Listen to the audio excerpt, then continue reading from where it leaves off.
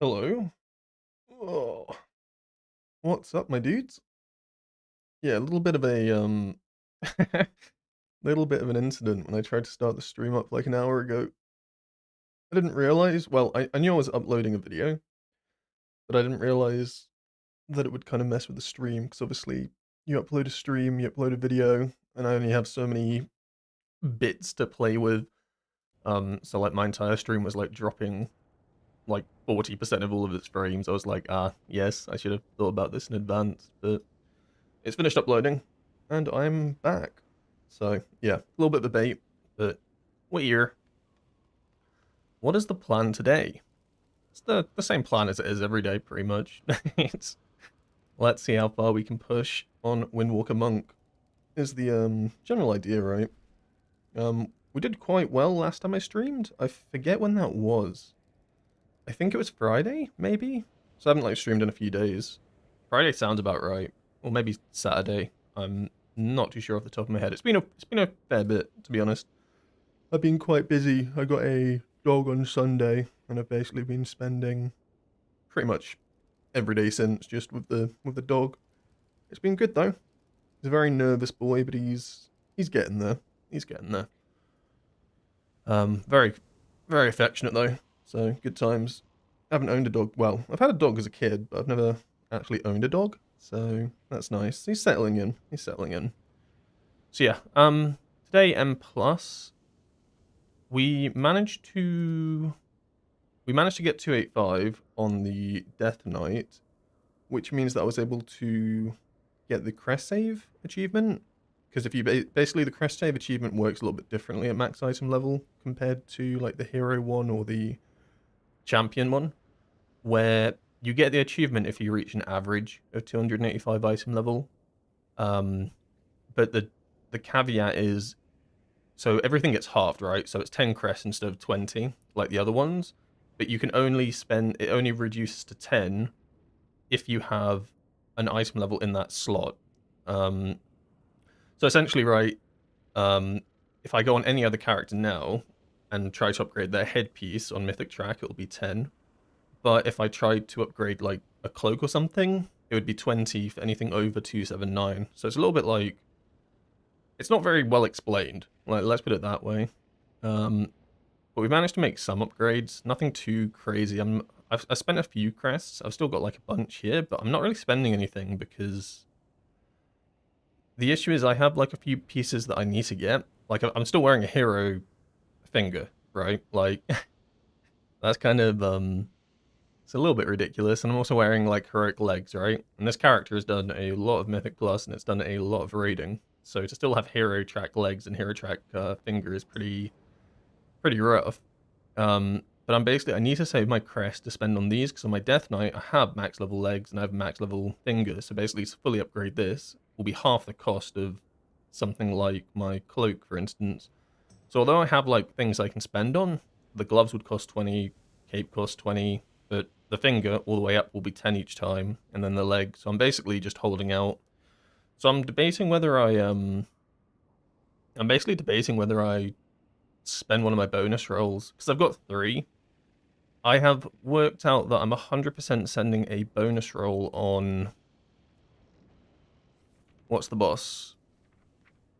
When I next do Paladins, I'm 100% sending a bonus roll on this boss because the Bond of Light is the best finger that I can get. It's like almost a 1% upgrade, which is quite a lot when you're like relatively high item level. Having anything be 1% is kind of crazy.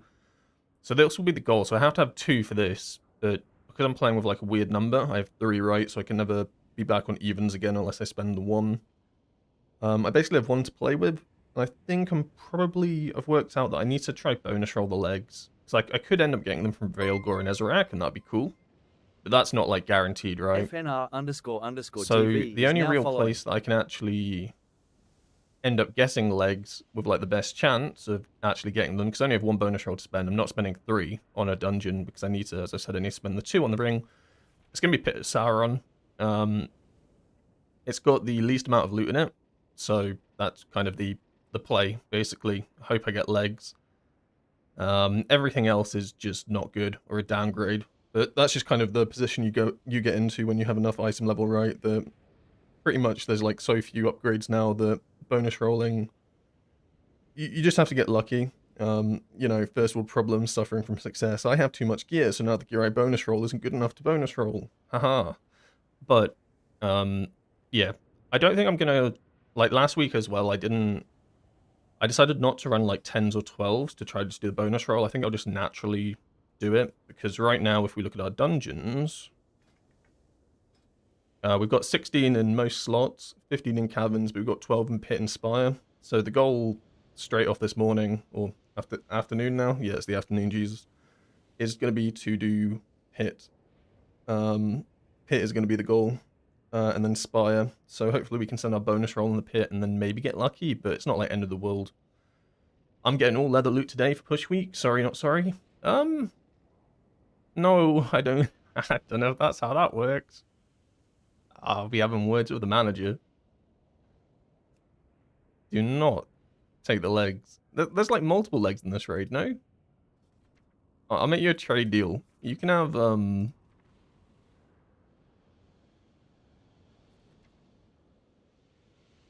you can have the Veilgal one, and I'll have the one from Crown of the Cosmos. And it's not because it's higher item level. Don't look into that too much. That's just how it's going to work. Yeah, that's a fair deal. One pair of legs each. Oh, I can have the legs. Oh, yeah, I don't care. You can have the hands, shoulders, cape, and wrists. I don't give a damn about that. Take what you want. If it's not something I want, you go for it. So yeah, let's we're gonna try to go spire and pit.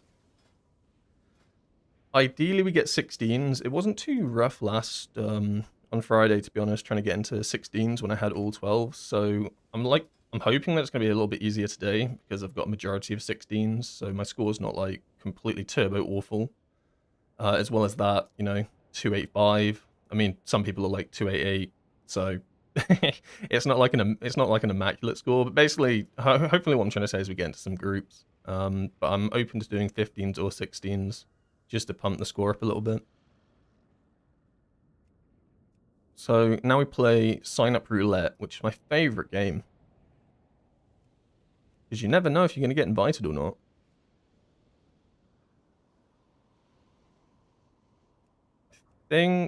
Yeah. Ideally, I'm trying to sign up to ones that have a tank or a healer in it, just because, you know, those groups are probably going to form. But now we just watch the never-ending list of pendings until group ball, or I get invited. Yeah, I'll take that too. That's awesome. Sweet. Life's easy.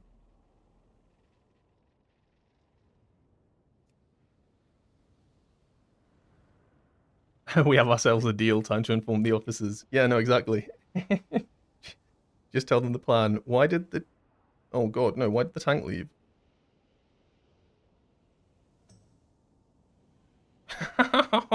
Wait, what? Bruh. Okay. Well, all right. That was a good group. I'm just glad to be here. Okay. Didn't just left.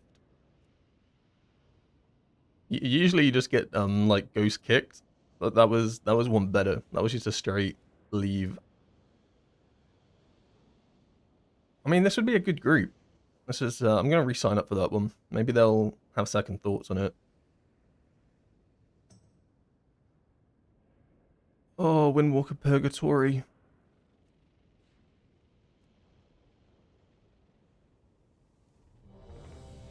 What did we get invited to? We got invited to... Which one is this and which one is this? Oh no, I need to make sure I go to the right one. But they're both called the exact same thing.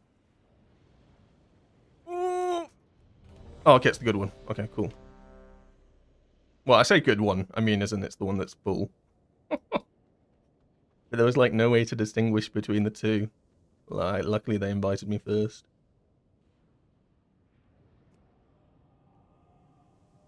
How does Windwalker feel? Like I saw a few and the DPS breakdown was like 99% Fist of Fury. Sounds not so fun to me. Is it like this or dies? Basically, is it like this? It used to be that Fist of Fury would be about like 50% of your damage. This was before the 0.5 changes. And then the 0.5 changes came in, and now in Mythic Plus, Fist of Fury is around like the 30 to 35 mark. So it's not as like obnoxiously all Fist of Fury damage, because a lot of that has been transferred to Zenith Stomp, which tends to make up something like, it can be around the 20% mark of damage, so that 20%-ish that Fist of Fury lost is now in the Zenith Stomp, if that kind of makes sense. So it's like transferred power, which I think is a good thing, because having your power tied to one damaging ability can be a bit rough, especially in a channeled ability that has quite a small area of actually hitting stuff. Like Fist of Fury is like a very tight cone. And if you have to cancel it for whatever reason, or the mobs aren't all perfectly in front of you when you're channeling it, you lose quite a lot of damage. So it still does most of your damage, let's not get it twisted. It's still very important to hit everything with Fist of Fury. You're not punished as much now for having to cancel it for whatever reason, or missing a few targets. And it's a lot easier to hit targets with Zenith Stomp in comparison, because Zenith Stomp is a circle around your character, right? It's a lot easier to hit everything with like a big AoE circle in comparison to a like pizza slice. So I think it is a good change. All right, first key of the day. Let's lock in a little bit, because I usually play awful on the first key because brain slow. Make sure we're in the right talents. Always a good start. We're gonna run Crane Vortex again today. I'm kind of a fan of it. I don't think there's any like downside to taking Crane Vortex.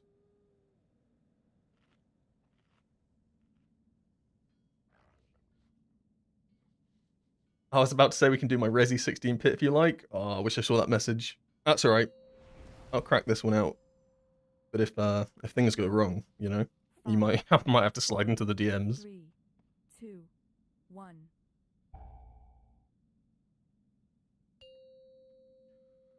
Please remove slows and roots if you can. I can do that because I'm a Windwalker. Wow, I'm useful. 2, 1.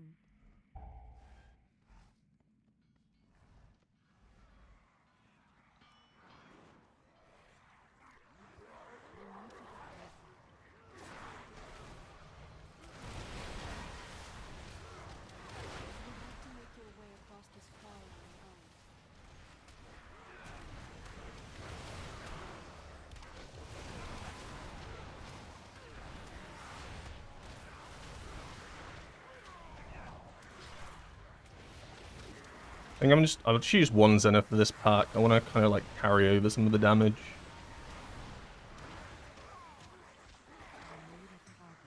Like, I could have easily just double Zenith there, but then it will mean I'm really weak on this next pack going in. And I have to make sure that I don't use Tiger's Lust.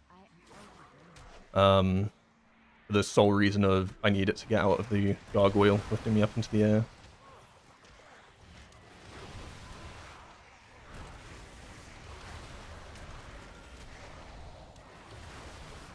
Oh, that was a clutch interrupt.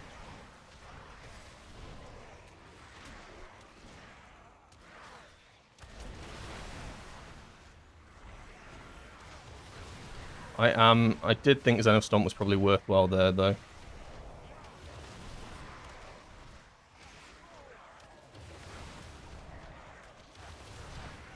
Just because the pack was a bit slower, right? Everybody's out of their cooldowns. I'm trying to get more spinning crane kicks in, just in general. I think it kind of works out well, because as long as like you're fighting more than 5 targets, I think it's actually not too bad an idea to spinning crane kick every so often, as long as your chi and energy are balanced out pretty well.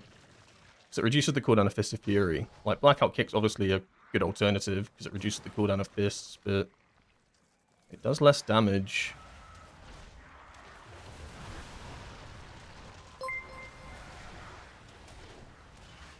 TTV__chuckles is now following.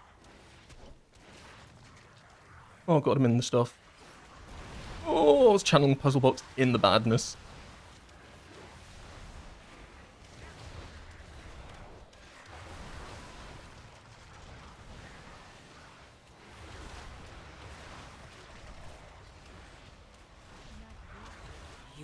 So what? Wasn't necessary.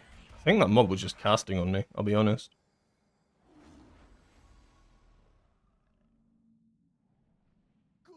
Sad times. Can have a look. Torrent of Misery, Dread Pulse, Torrent of Misery. Yeah, no, that wasn't my own fault, I don't think.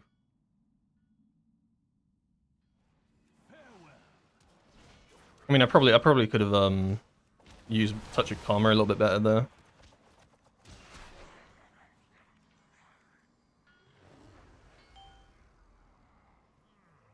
Alright, we have no defensives, no health pop. I probably could have also Soothing Mist, actually. I think there were ways I could have saved myself there.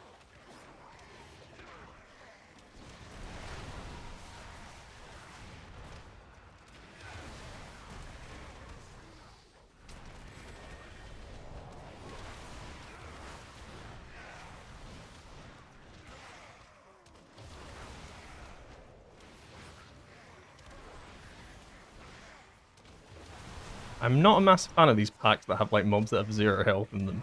I always find it a little bit awkward to tab target.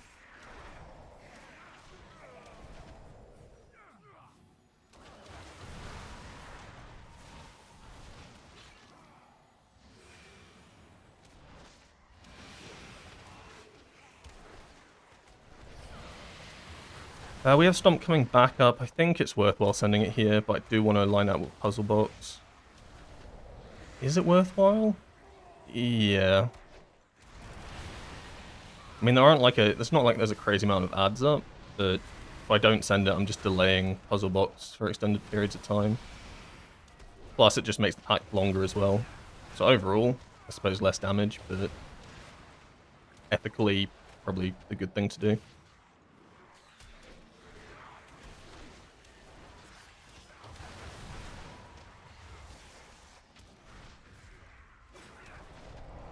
I can actually see the I can actually see now who's been targeted by the gargoyle.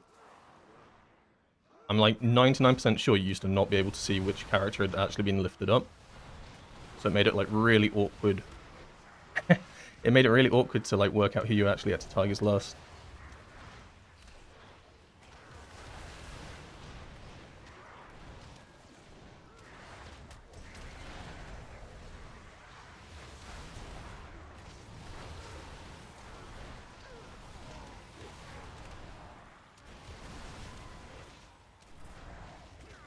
It's actually, I really enjoy Windwalker right now, which is a, is that crazy statement from someone that's literally called Windwalker POV? No, probably not.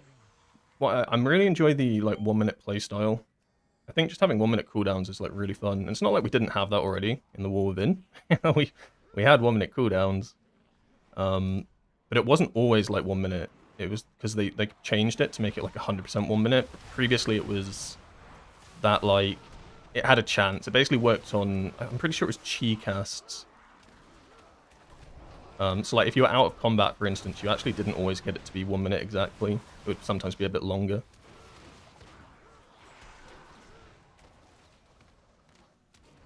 But it lines up perfectly with Puzzle Box, except, well, essentially perfectly with Puzzle Box all the time.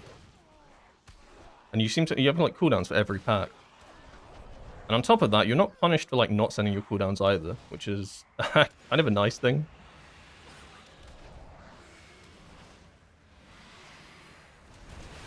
Because if you don't send your cooldowns, you essentially still like gain Tiger Eye Brew stacks.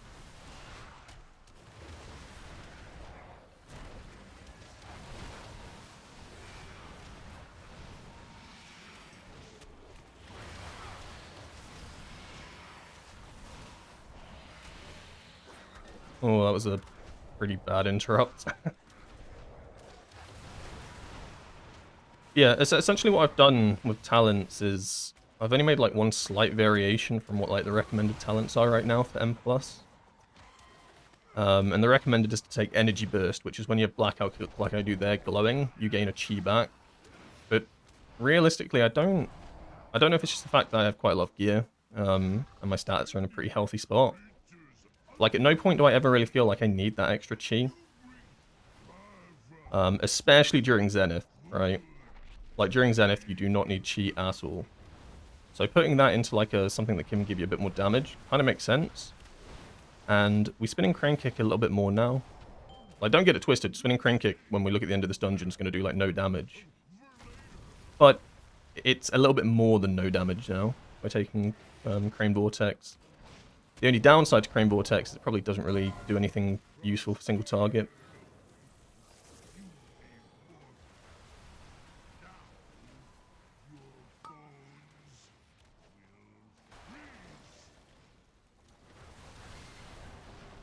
I'm never too sure where you want to actually position these. Probably just back where it was previously, right?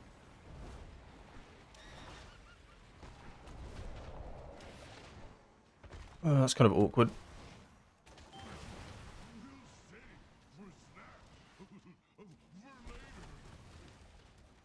Oh god.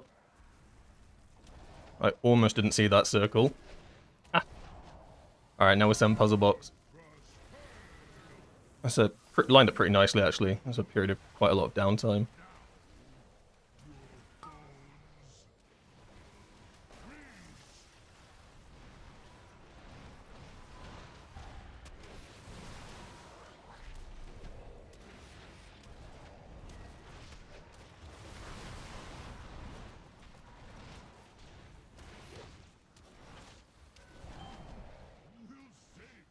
I imagine this boss gets, like, really, really difficult on keystone levels a lot higher than this, where basically he just has so much health that the management of the room is actually a problem, right? It's like, even on like a... Oh, this is a 15, right? Even like on a 15, like, there's still so much room to play with right now. I imagine, like, doing this on a 20 is actually probably diabolical.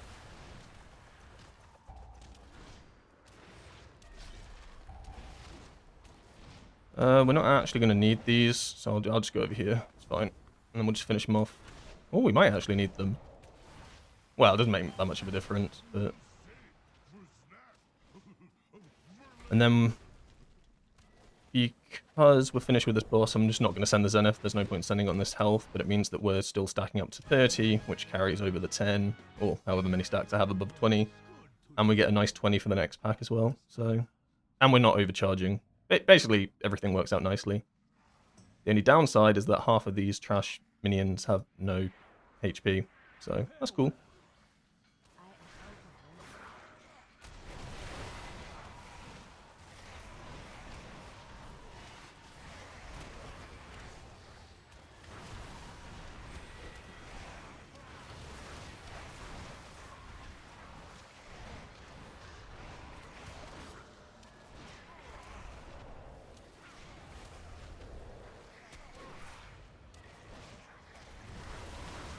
I should also,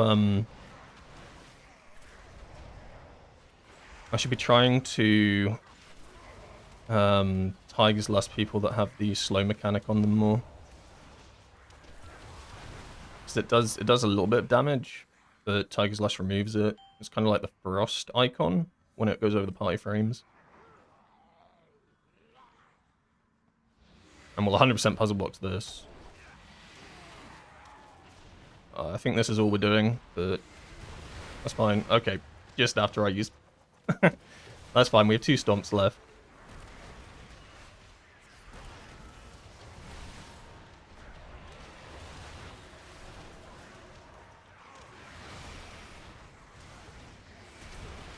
I'm going to double stomp this. I think it's quite a big trash pack. It doesn't really affect puzzle box. Just a lot of big burst damage.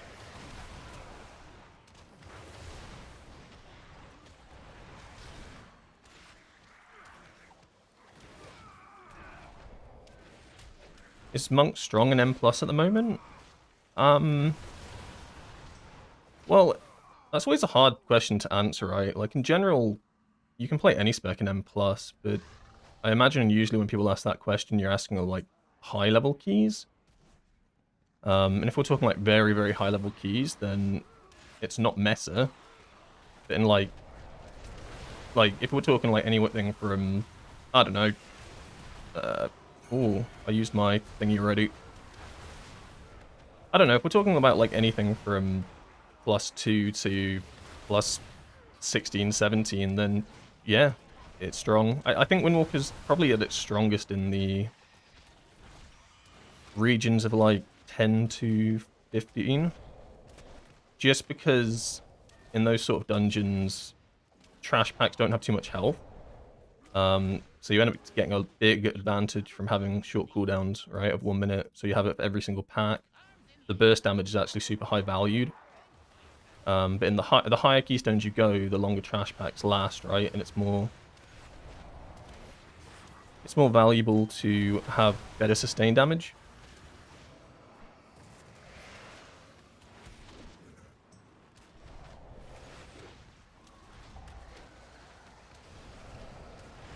I'm gonna save my puzzle box and thingy for when they're both up. Like right now.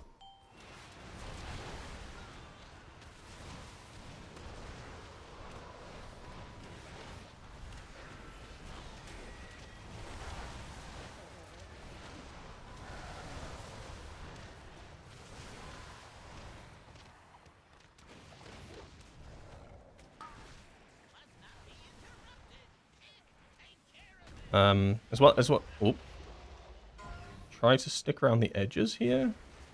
Tends to be better because he leaves gunk. All right, we're good. I think what most people also recognize at the moment is that the biggest weakness of Windwalker is probably its like durability, its tankiness, its survivability. And the higher keystone you get as well, the more things actually really hurt, right? The more reliant you basically become on defensives. And not even just defensives, right? Just general like just general natty survivability. That adds in a bit of an awkward position, so hopefully I'm gonna pop here.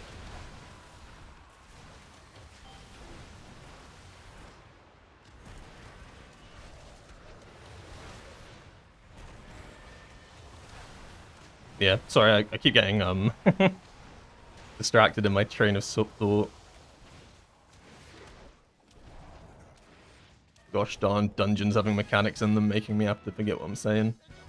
Yeah, survivability and just extended periods of damage where our massive AoE burst is a bit less powerful. Makes Windwalker a little bit struggle a bit more at higher keystones right now. But in like general keystones and stuff, it's very strong.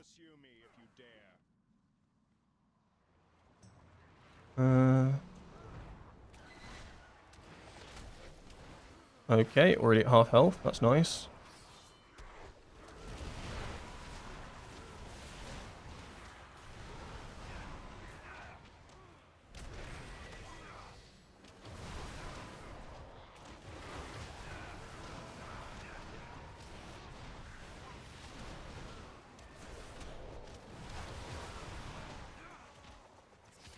That's so annoying that ad is just not coming up. I want to go interrupt it, but it's also in like the most awkward spot ever. It's like down on the bottom of the hill. If I go down there, I'm just not getting back up.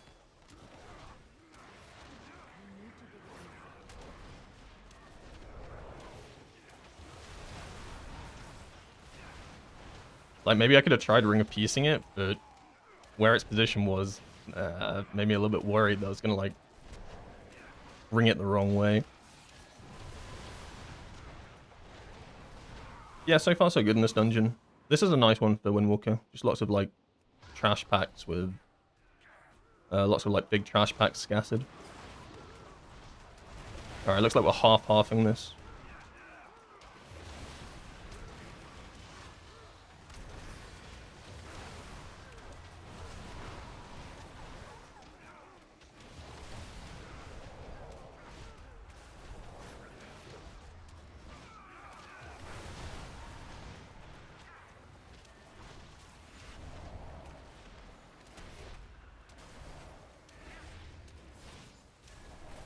Hey buddy, what talents am I using?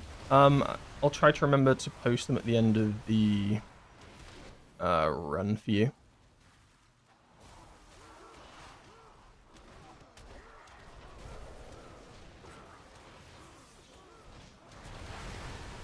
I wanted to save a puzzle box here, but I think puzzle box is just coming in too late.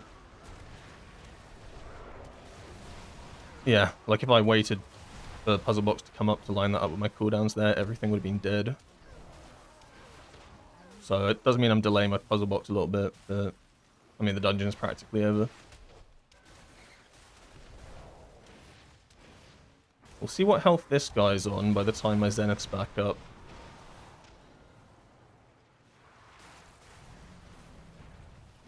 I might just puzzle box him, because then that means it should come up for the ad set on the next boss.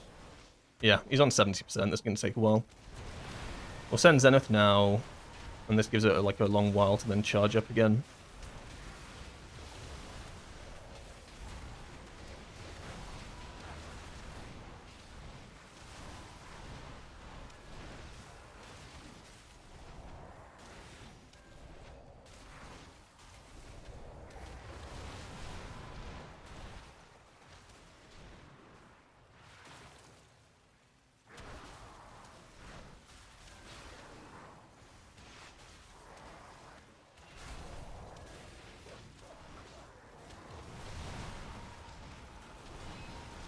Oh, I popped his shield as I was Fist of Furying him, so I just ended up hitting his shield. Okay, buddy. Yeah, so Puzzle Box should line up with more or less with when he summons his ads, right? And some people might say, so you're saving your cooldowns to pad on the ads? Yeah. Yeah, I am. I think it might not actually be. I think the ad spawned 40 seconds in, so this doesn't actually line up. Oh no, it's 52 seconds. It's actually perfect. I don't think I could have planned this better.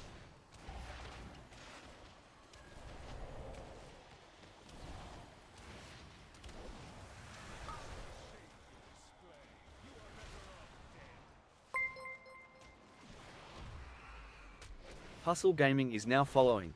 We're also just going to save Zenith here, just to allow the stacks to go harder. In my defense, right, the ads on this boss do need to die, especially the big guy that does AoE. There's no point. Actually, I'll go over here.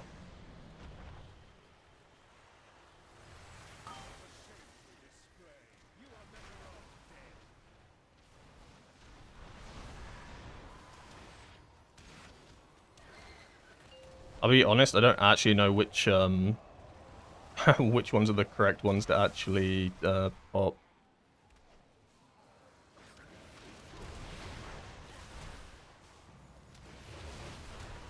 Triple Stomp. Oh, it's beautiful. Well, that's a lot of bad things on the floor.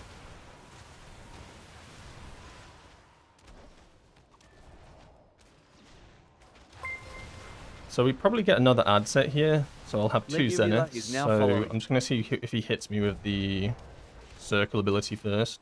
If he doesn't, then I'll send... Okay, I'll send in a sec.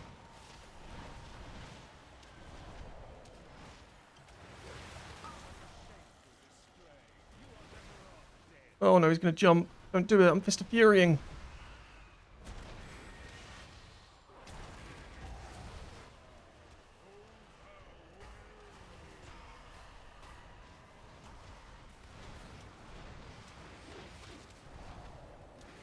So there's two piles. I mean, I want to go. Yeah, I want to go on this one.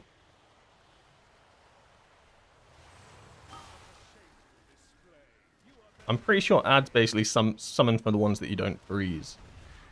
That makes logical sense, but I don't know if like the single ones are more important because they might be the casters. I've done no research into it. I just see the biggest pile and I jump.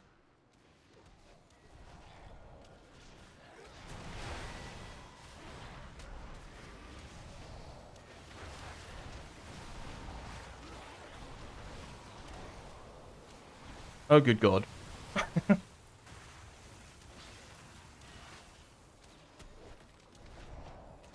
Alright, that wasn't too bad. That was quite a clean dungeon, actually, except for my one death at the start. But honestly, I think I died mostly because I probably could have saved karma for when the actual mechanic came in, when he started channeling on me. Yeah, not bad. And then, like, in terms of damage, I mean, as I kind of was saying at the start of the stream, you know, Fist of Fury is about, like, 30 to 35%, and a Stomp around 20-ish. So that's where, like, the damage of Fist of Fury was lost, right? That about that 20% damage has gone into Stomp now. And then, because I'm taking Crane Vortex, I'm seeing that Spinning Crane Kick now tends to become above Whirling Dragon Punch.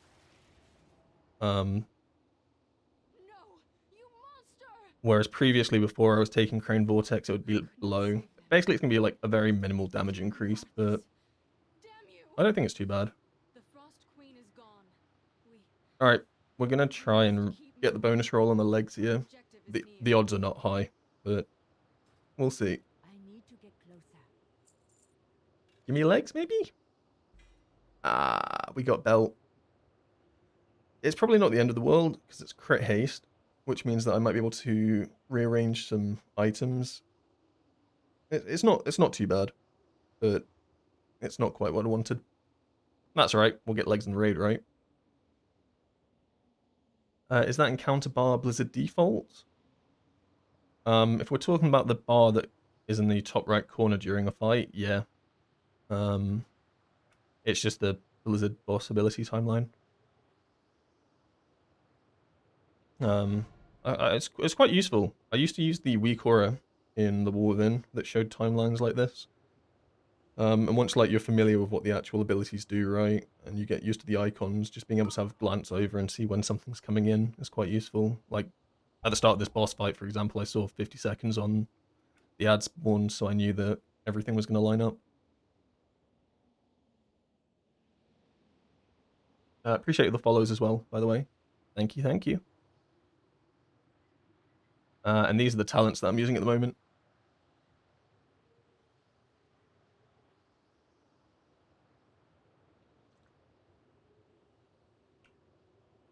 Hey, what's up? I can't play Windwalker on M+ because I don't get invited on keys higher than an 11.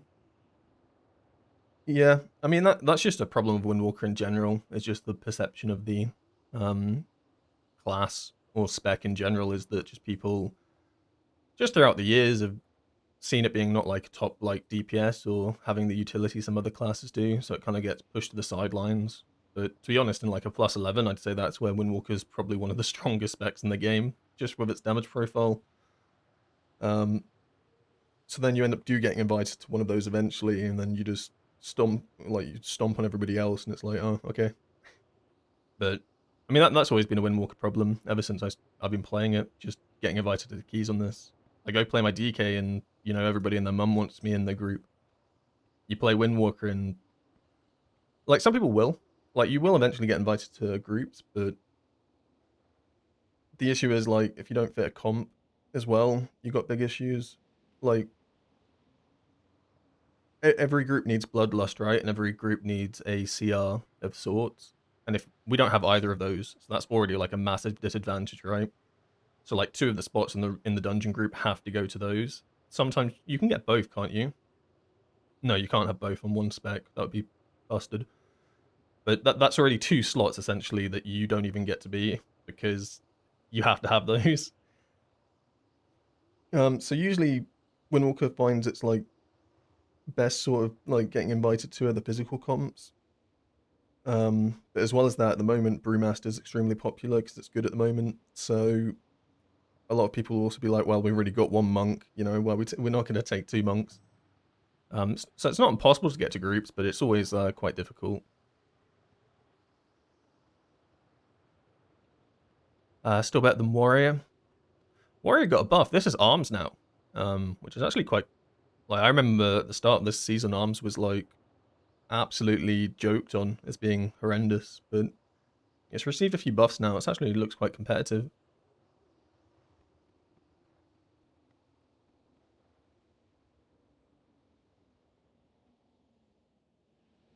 Physical comp swapped around, so like it's Warrior, Tank, Rest of Shaman, Feral, and something like Rogue or Org. I'm not too sure. I mean, that might be the meta. I know that Brewmaster received nerfs right this week, didn't it? So I wouldn't be surprised if something's changed, or if like there already was like a different comp, like emerging that probably cemented it. But at like general keystone level, it's still going to be mostly Brewmaster on the basis that everybody that was a tank re-rolled to Brewmaster, and they're still playing the game, right? So I'm sure at like the highest level it probably isn't quite that anymore.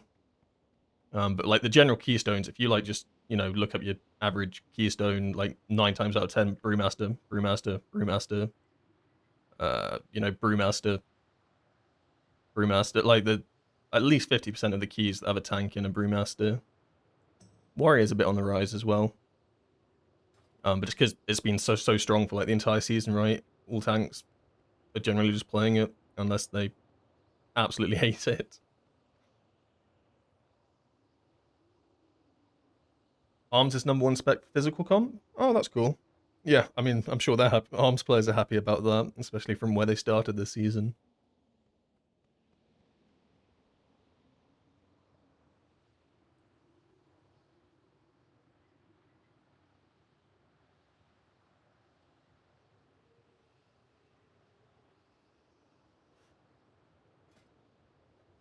Can I see your secondary stats? Yeah, they're on the screen right now. This is what I currently have. With like potion and everything on top of it. Do I raid, and if so, is your damage more than 100k? It's very boss dependent. Um, Generally, yeah. Because most bosses have ads, right? I mean, even on. I mean, let's have a look at the boss in this dungeon. I don't even remember what he's called. Forge Master Garfrost. It was doing like 81k single target damage. So like any raid boss that you then add ads to, and then you got raid buffs on top of that. Yeah, probably do about 100k on most bosses.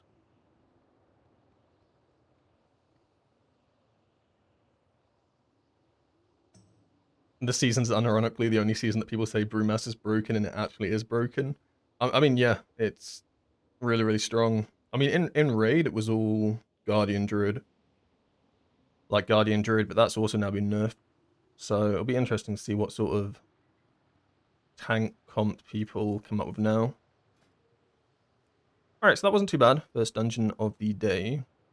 So now it's just win run aspire really to get to a 15 or 16 to kind of bring the keystones all to about the same level.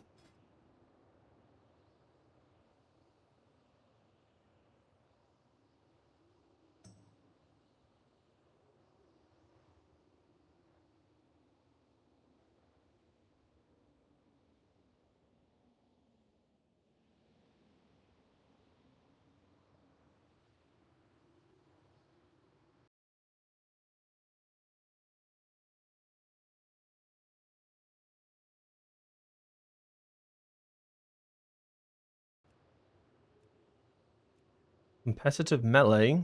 Oh my god, please, triple monk.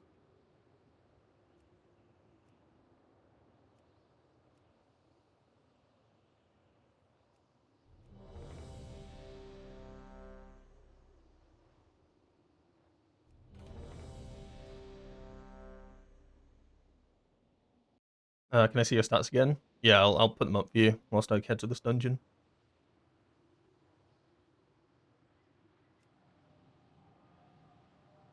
Say Chim, for example, where it's mostly single target with very few ads. I do roughly 70 to 80k. Chim's a weird one, though, where it's very dependent on what group you go down for. Like, if you're group 1, you're always going to do more damage than someone that's in the second group. So right now, with how Chim works, you end up, like, sacking your tank at the end, right? And only group 1 go down twice, group 2 tend to not even go down twice, and sometimes even group 1 doesn't go down twice, depending on ELMR item is now level. following. So it's always difficult to, like... DPS and logs are always a hard one, because they're very situational on what you actually get to do in that encounter based on your group and stuff like that. Like, the ideal Chim situation is you go down group 1, you go down, like, 2 times, and then you kill the boss, like, straight afterwards.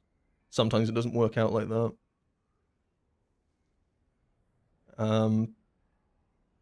But 100k should be doable in Chim.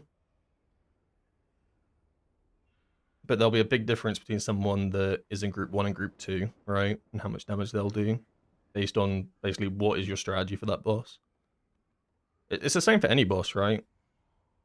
Imperator Aversion, right? If you have one extra ad set, well, you're probably going to do more damage than someone that kills the boss a little bit faster, but doesn't get that final ad set that your cooldowns line up for. Salad Bar, Mythic's also a big one, right? Like, as the fight progresses, more ads spawn. The faster you actually kill that boss, or if you kill it just before an ad spawn, you might end up doing less damage than someone that, you know, got that ad spawn and got their puzzle box Zenith one more combo on it. So damage, like logs and damage is always a little bit deceptive. It's not always the case though.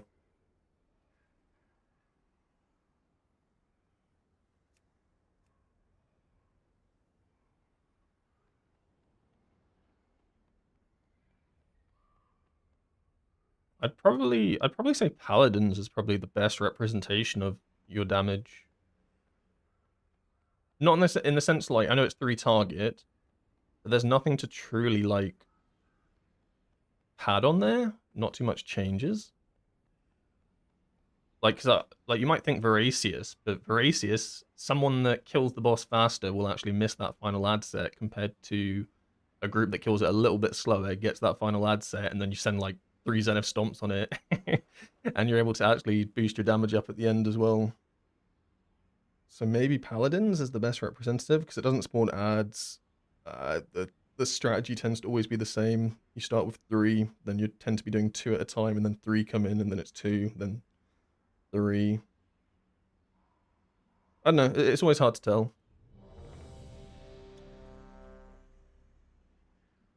Oh, no, don't want to eat that.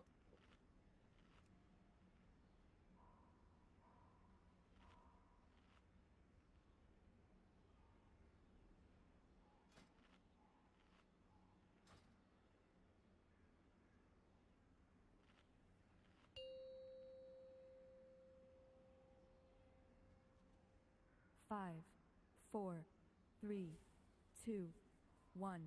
Alright, the goal is to not get one shot at the start of this dungeon.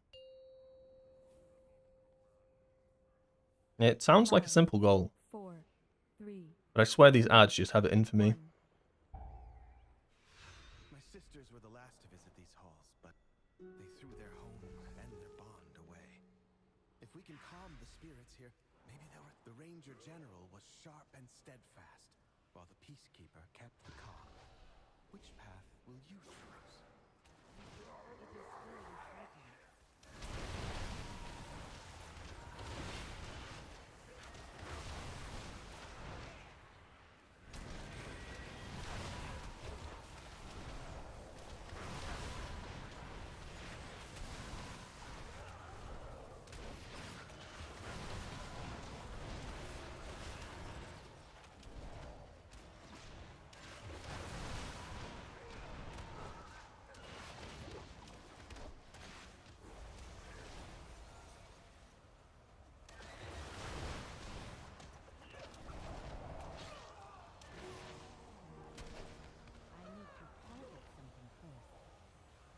Once again, I don't think it was worth sending double Zenith there. The awkwardness with that pack is by the time you send up the double Zenith, they start summoning their, like, orbs of damage reduction, so you'll end up just losing a ton of damage. That's why I held Fist of Fury there as well, until they were outside of it. Risa was the You just end up losing so much damage. She spent Well, many please don't. years tending Ow. to the gardens here, but the wilderness has overtaken it now.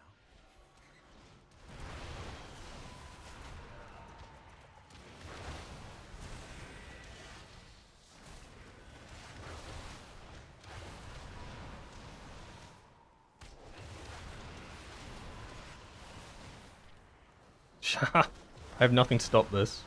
Please, please. Please. I'm completely out of CC, and no one used anything to stop that. Okay. Oh, fun. I might just save paralysis or some. I'll save something for when that casts.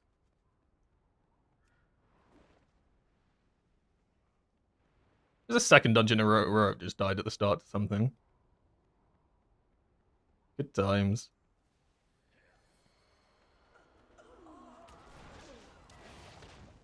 I think they're probably the most dangerous things in this dungeon, the territorial birds. So they like single target someone, and they just absolutely nuke you down. It is not ready yet.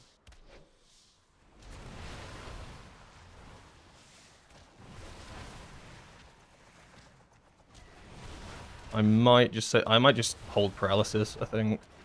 So I used paralysis on an ad whilst running down. They got interrupted at the same time, so that was a little bit of a waste. Maybe they can be LOS'd? Maybe there was a way to survive.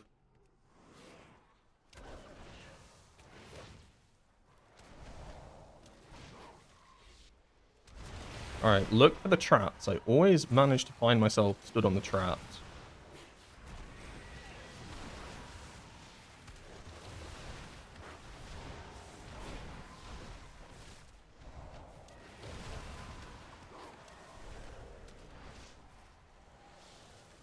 Double Tiger Palm there. That was a bit bad.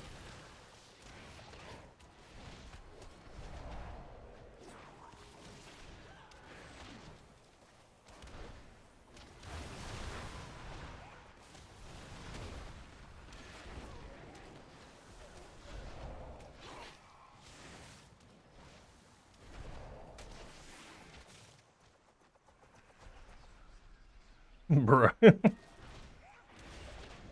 Oh, I love casters. Oh, I do have Quaking Palm. Okay, completely my fault. I forget that I have this. Alright, you got to understand, right? I've only been a panda for so long. In that case, yes, this is completely on me. I do have Quaking Palm blindness, though. 100%. I never press this button. So I'm so used to... Well, I guess not playing panda. I probably need to put it on my,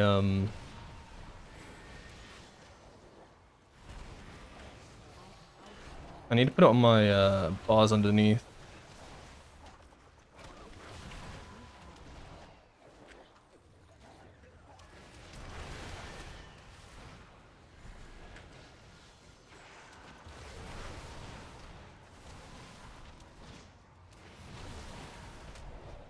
Quaking Palm blindness.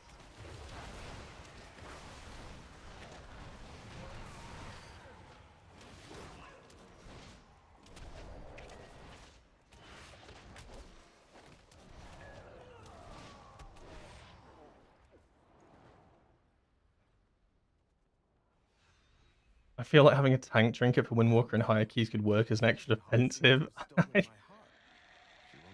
um,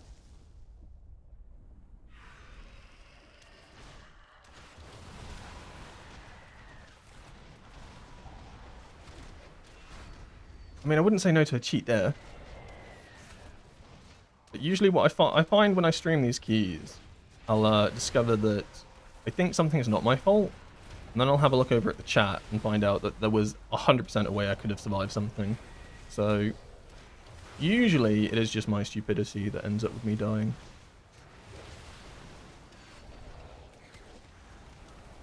It's a lot of damage coming out.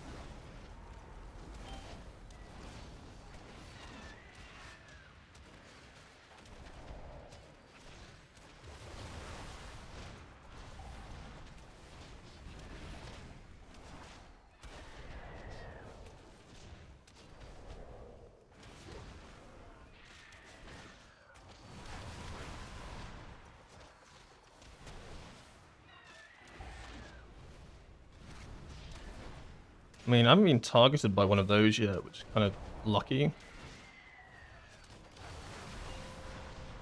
I don't really want to use Karma for this, though.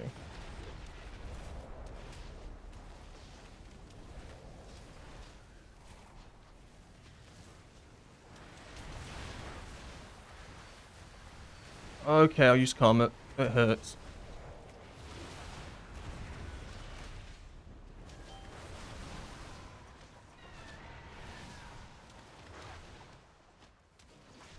I can try, if I get the mechanic, I can try Soothing Mist and then Rolling, but I just don't seem to be getting it, so ignore me. Strategically, just don't get the mechanic so you don't have to use any defenses to avoid taking damage from the mechanic. It's kind of genius. I will port that. Then Fort will carry over a tiny bit into this.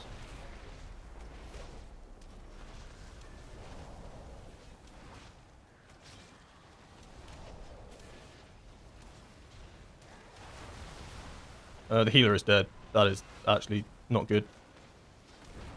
I'm just gonna Zenith here just to get the boss down.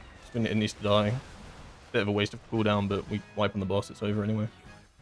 Probably didn't need to do that, but I mean, I didn't want to take any chances. We wiped the key's just over.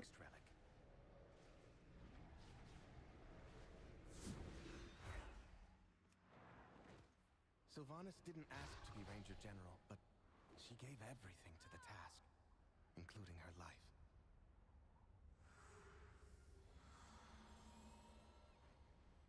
The puddle placement is very bad. I did think we were doing it a bit strange, because usually what I've seen a lot of people do nowadays is move the boss over to one corner. Like, they'll move the boss to the corner, place it over there. Like, they both get double stacked. Probably don't want to pull aggro of this. And then you, like, kind of move the boss around the room. I mean, obviously the boss jumps back to the middle regardless, so it's not like, it's not for that, it's for the fact that, I guess, melee players tend to be close to the wall then, so everything gets placed at the same spot. Okay, look, you gotta understand.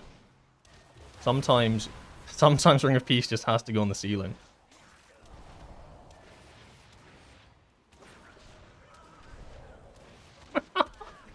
Oh my god.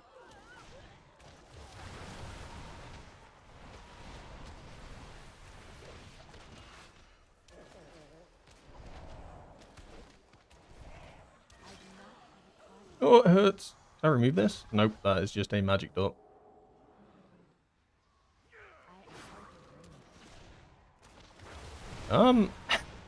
Okay.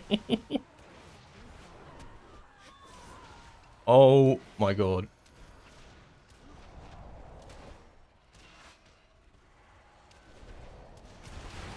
I'm just gonna Zenith this. This is... There's really not much going on here. Okay, you know what? I kind of regret pressing Zenith.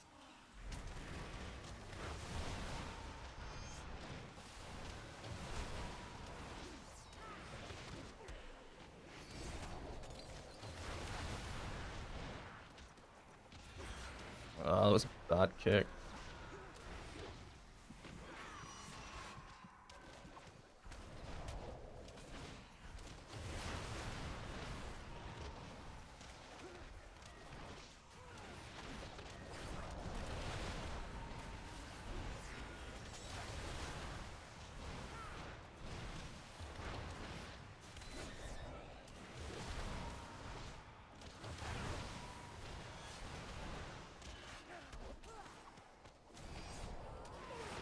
I'm not saying this is a bit of a rough run. It's I've had cleaner. I've had chiller runs than this.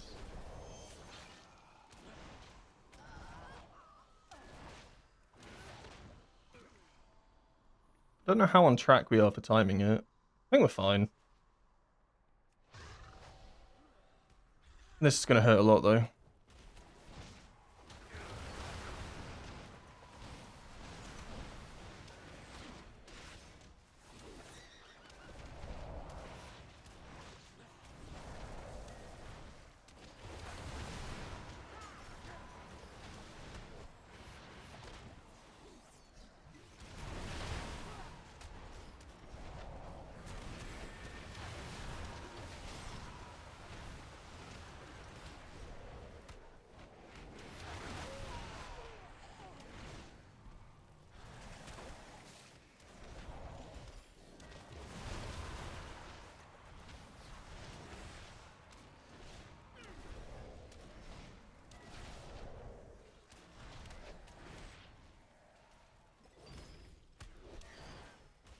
Everyone's kind of dropping like flies in this one.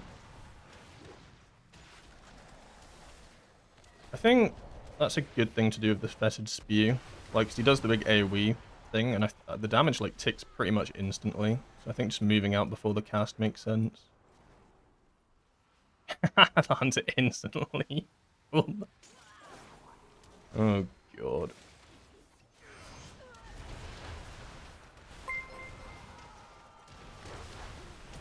SSLOFTYY is now following.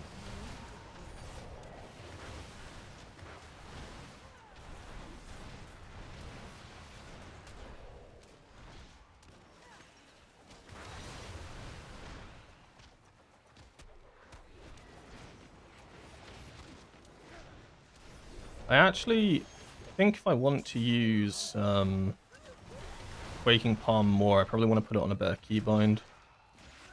So right now it's on an awkward keybind for me. I just need to work out which one to put it on. Our mother's bow meant everything to Sylvanas once. I'll need it. This is going to be fun.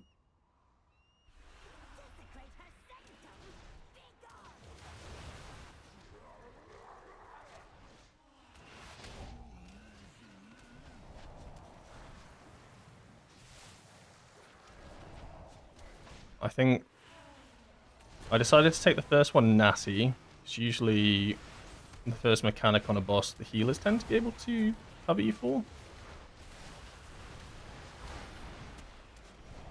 It is trapped in between the rings. That is kind of funny. And then this one I'll Karma.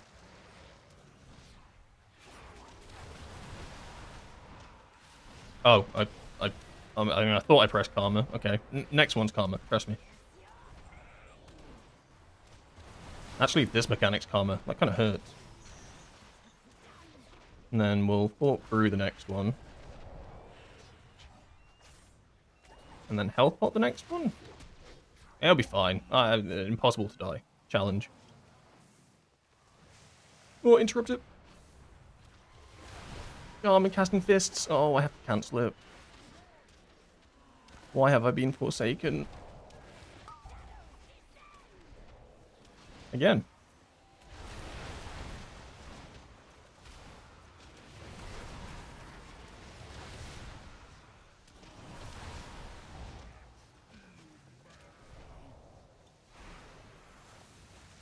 Ah, it's kind of bad. I kind of blocked him. Okay, everybody's dead. Junkers69 is now following. Is it over? Alright. Maybe not. I mean, it's not looking good. Let's put it this way. Let's put it this way. I mean, maybe I shouldn't have put the thing in front of them. I don't think that was my bad. I think I died once that dungeon? Twice. What I died to? I died to the Spitballs, which I could have saved myself from, and then that death. Yeah, I could have played it better.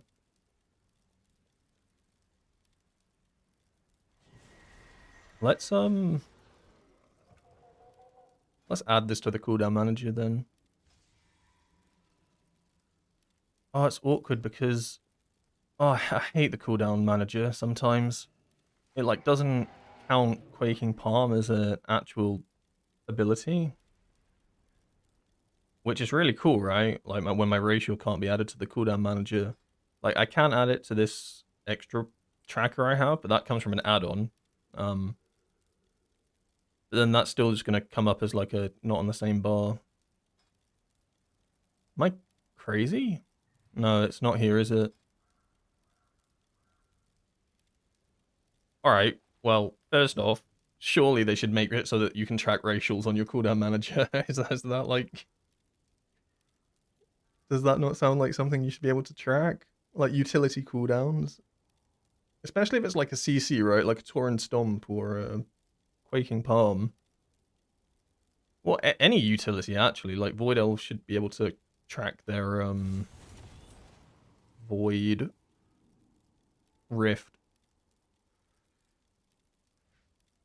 Okay, well, that's neat. Maybe if I add it to the first tracker here. Oh, it's gonna look so bad.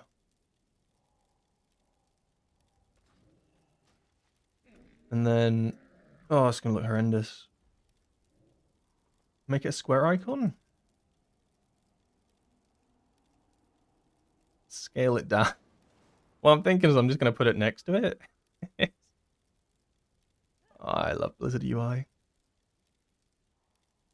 Alright, how does this look? Okay, that looks a little bit cooked. Yeah, Arcane Torrent as well. Yep. I need to put it on top and then scale it. Okay, that's about the same size, right? No, it's a little bit small now. 54? Nope.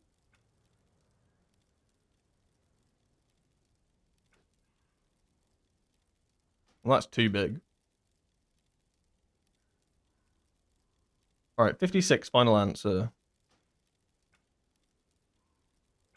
Yeah, okay, that's close enough. And then I guess I guess just move it. Well, it's a CC, so usually I like my CC in the middle, but that's well, no, actually, CC's on the right hand side. Okay, and it doesn't like how it lines up. How does that work? I mean, god damn, that's some horrible clipping. Okay, it's not like awful.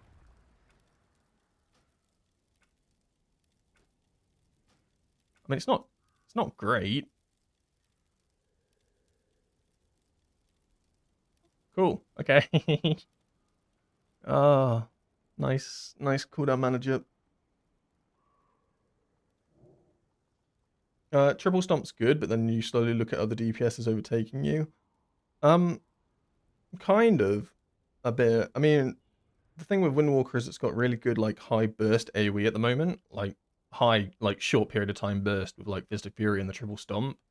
So that's like where it really excels. It's why it excels so well in like the raid, because a lot of the bosses have ad spawns that are not that much health, right? So really high burst AoE on demand is really strong.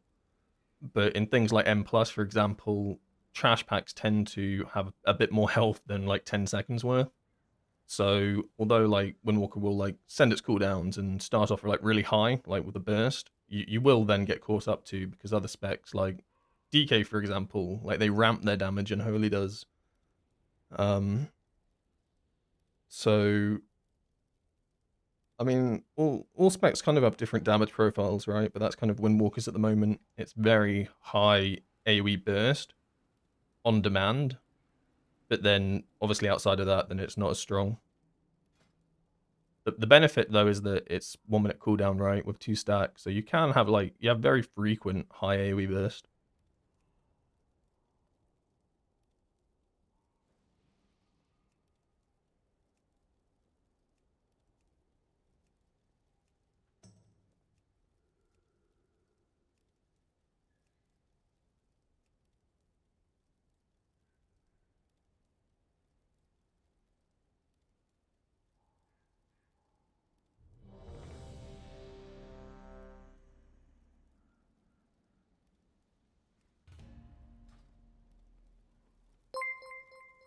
All right, we'll basically just run the dungeon back, Bendermanen is now but this following. time with Druid,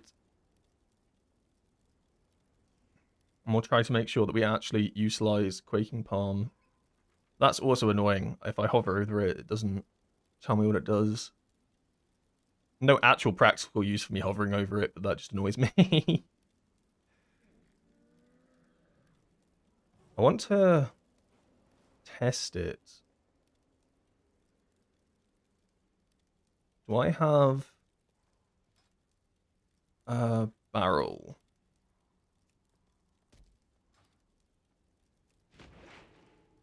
Oh, and it looks different. Okay, that's cool.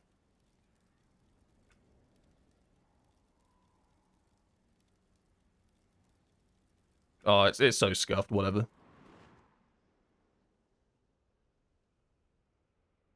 What add-on do I use for my DPS meters? Details. I think it's like it's actually called Details Damage Meter. It's like Details exclamation mark damage meter or something like that. But if you just type, if you like search for Details, wow, it will come up like first option. It's basically just a. I mean, it used to like it used to be really good, like before this expansion. Um, it used to be able to look at so many different things. And pretty much everyone used it. But since Blizzard changed their damage meters coming from internal, they basically wanted to make it so people use Blizzard damage meters. Details is basically just a skin. So it doesn't really have any different functionality to the baseline damage meters. I just use it because I prefer how it looks. I don't actually like how Blizzard damage meters look. Maybe because I'm just used to details for using them for so many years. I kind of like the darker background. It also has like nice customization as well with like fonts and stuff like that. Basically, it's just a reskinning tool at this point. Quaking Palm in practice. Let's go. All right, I'm locked in. We've practiced using the button.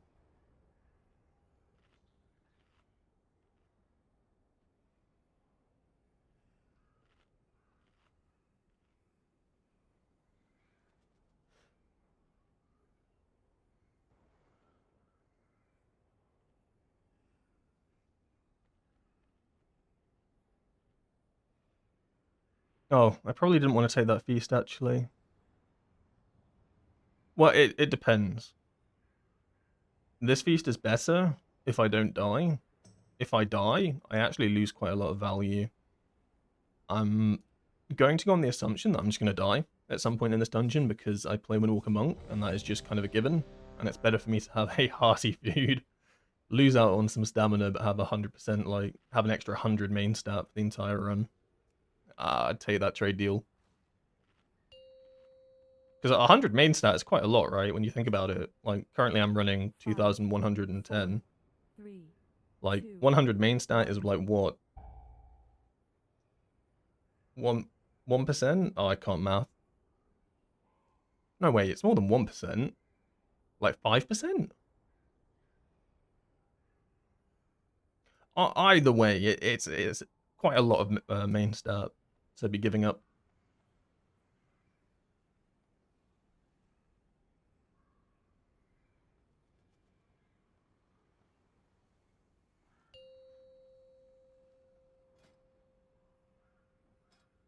five, 4, 3, 2, 1.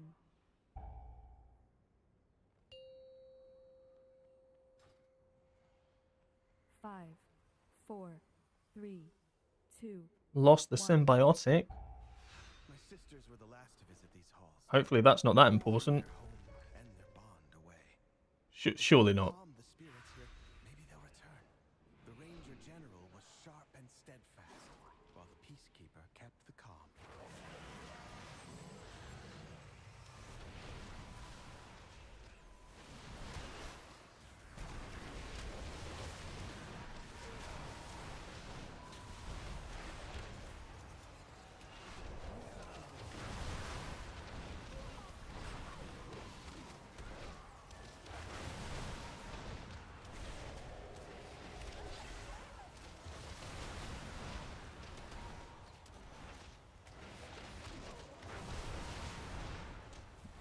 Oh my god, I did the quaking. He uses his full kit. Oh my god, he's learning.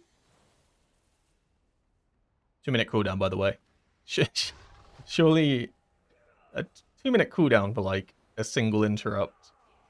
That's a bit much, no?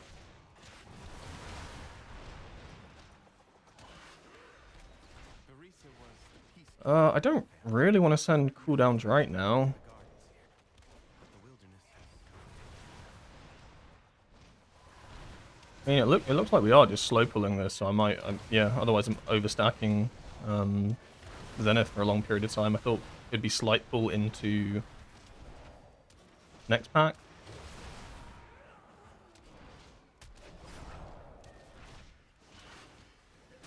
Okay, we got the territorial. We have a lot of CC actually with druids.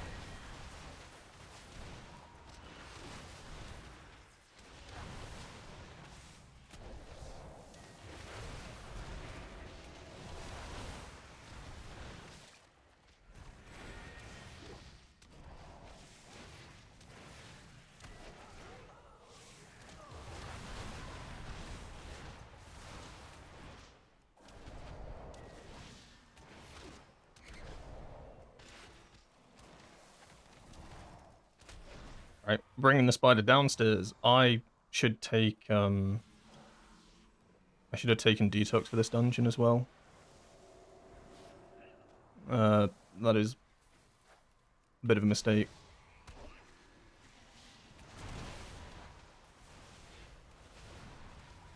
Okay. Leaks from the cast. Yeah, okay, that's my own fault. I'm just doing bad stuff.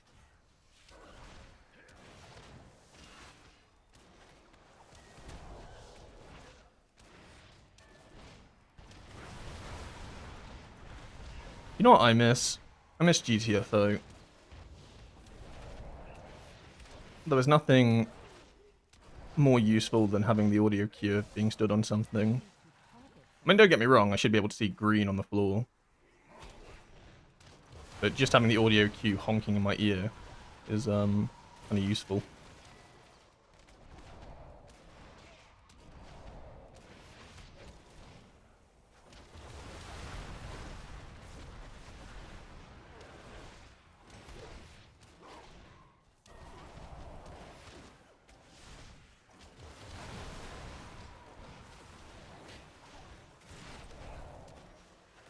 Soothing sounds of my heart brought Louisa joy beyond measure. I'll need that relic.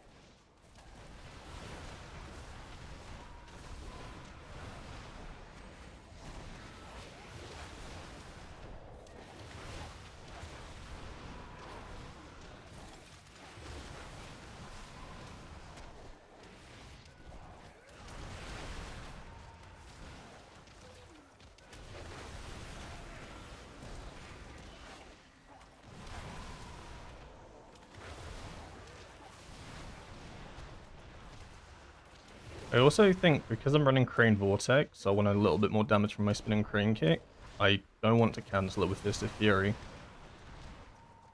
I think in single target, you probably do want to cancel, like, if you spinning Crane kick and then it resets your Fist of Fury, in single target probably is worthwhile to instantly cancel it, because in single target that thing's doing absolutely nothing.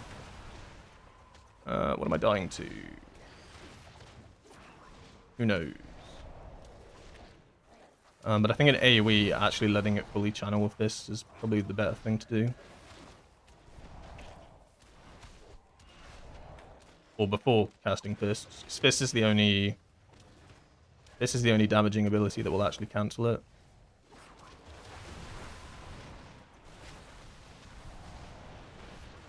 What am I dying to? Just damage. Okay.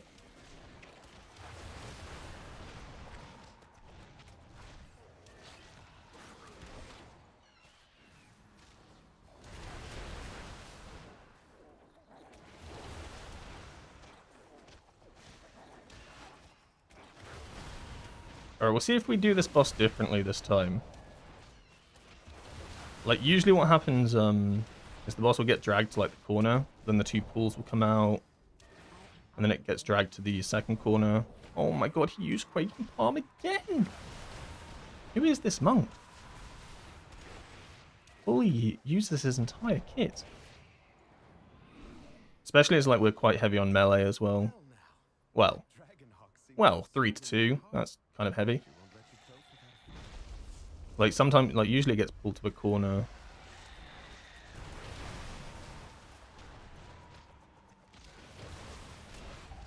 Alright, joke's on me.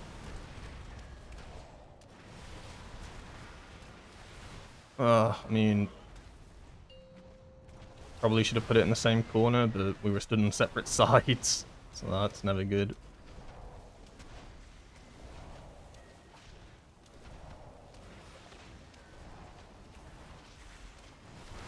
That's why I'm just gonna... I'd rather not just bleed out, ideally.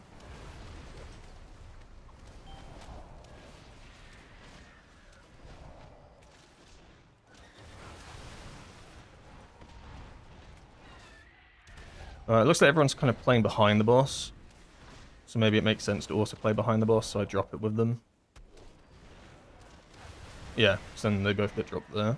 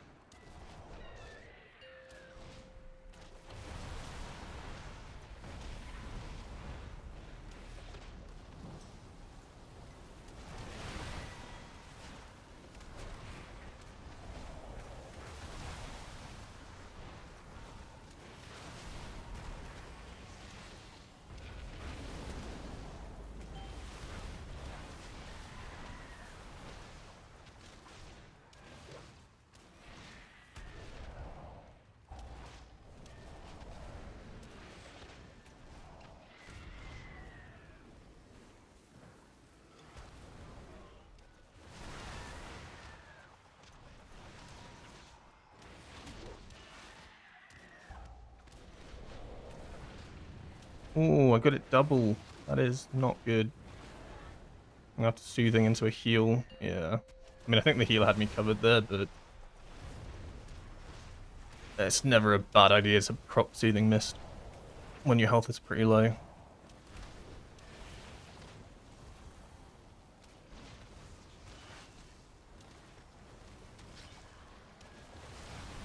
Oh my god.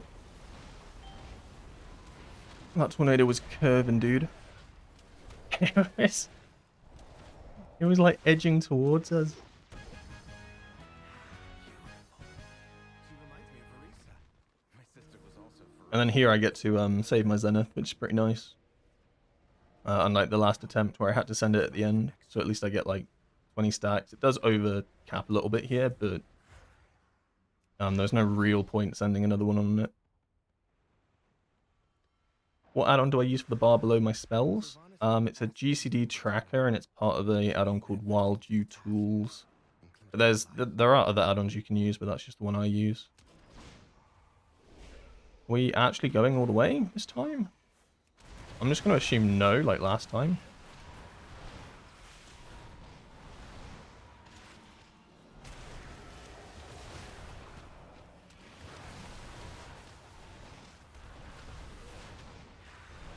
She trained with a bow gifted by our mother. Undead fanatics have invaded to loot it and anything. I don't think it was worth sending my puzzle block from this pack. So the next one's got the Banshee, and that actually hurts.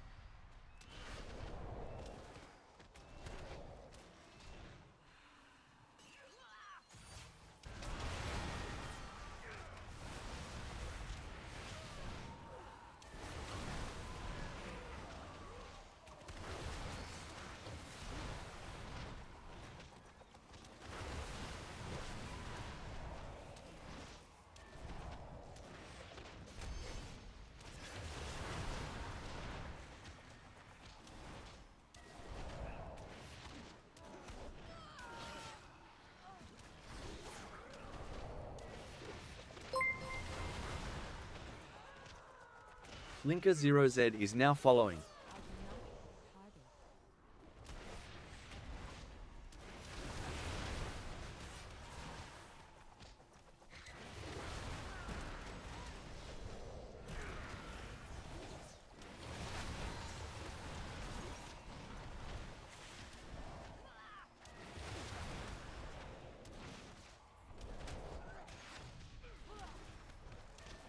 Oh god, I almost... I hate it when graphics get clipped into the environment. Like that circle was essentially like on the stairs, but you can only see it from an angle.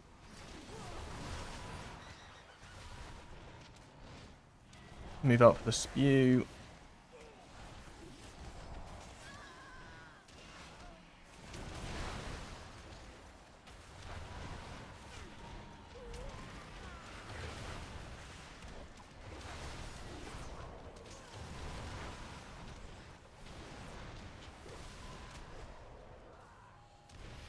Move out for the spew.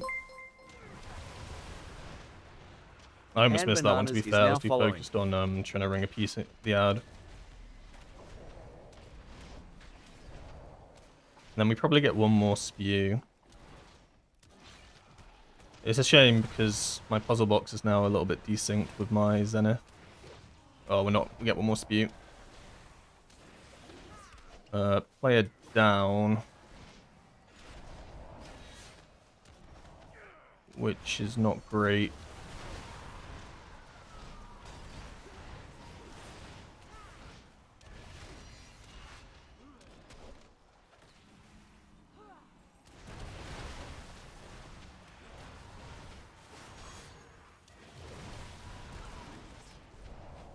I was debating saving cooldowns here. For the boss, because someone died. I think it was maybe better to send. I probably would have sent anyway. I'm greedy like that. Our mother's bow meant everything to Sylvanas once. I need it. Guys, everyone just ran away from that mob, and it was just slinging out shots.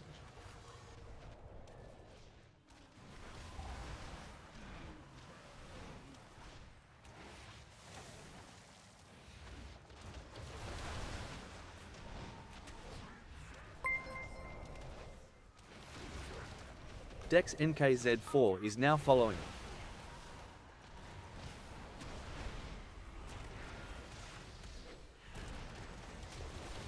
Oh, that's kind of cool. No mob spawned. I guess someone has the ability to just stop that.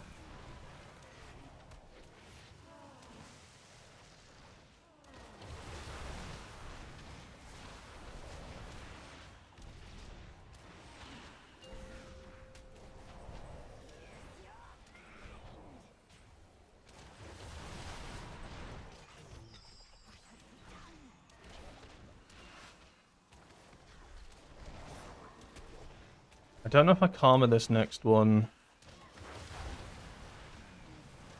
I think I do. And just move far. Hmm.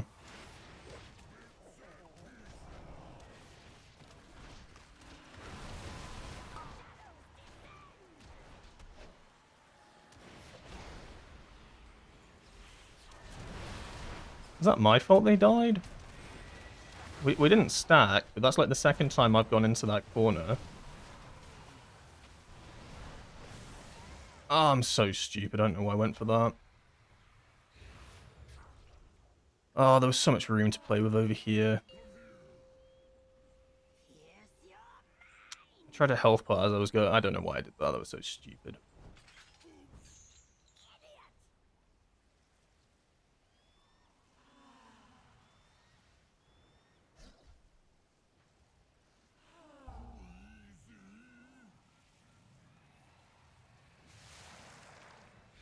At some point in the season, would I try out Monk Healer again? I'm not sure. I've got a lot of like other specs I really need to play at the moment. Like actually play though, for potential like using them in progress for next tier. Like I need to play a fair bit of BK, which I played a lot already, right? I played that in raid. But I've got a hunter as well I need to gear. So I just don't know if I have like basically I've got a lot of specs that I'm trying to like manage already. I don't know if I can really do a healer as well at the same time. Because next tier I want to have the options of being able to play Windwalker, obviously, Death Knight, Hunter, and Druid.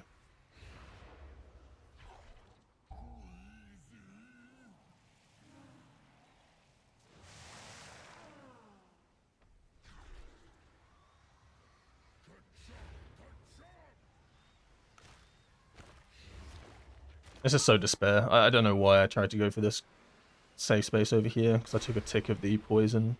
It would have been fine if I was fast enough on the health pot, but as per usual, you press the health pot too late, like the tick comes in. I should have been faster with it.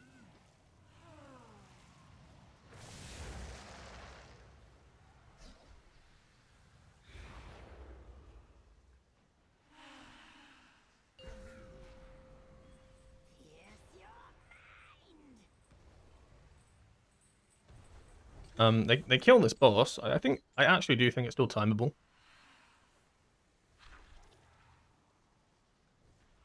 Trust me. Yeah, timer should still be fine. I do think the time is fine, yeah.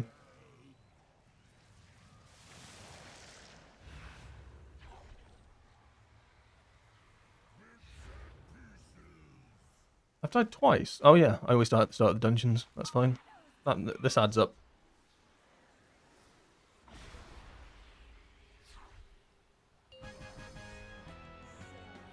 Yeah, not my... It's not been my greatest performance today. Sometimes vain and love to be admired, but she never wanted to be Where do we go? Come, Where the hell do you... one more round. Oh, down here. Okay. Is it down here? It is down here.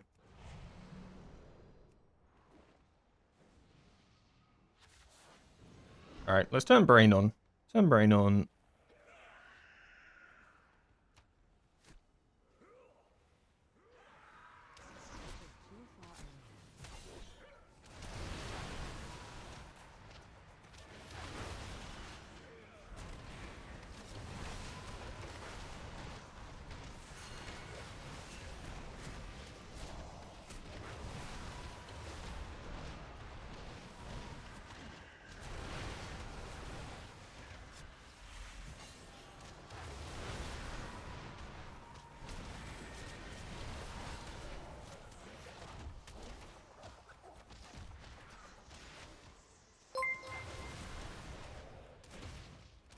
P4N Cakes 321 is now following.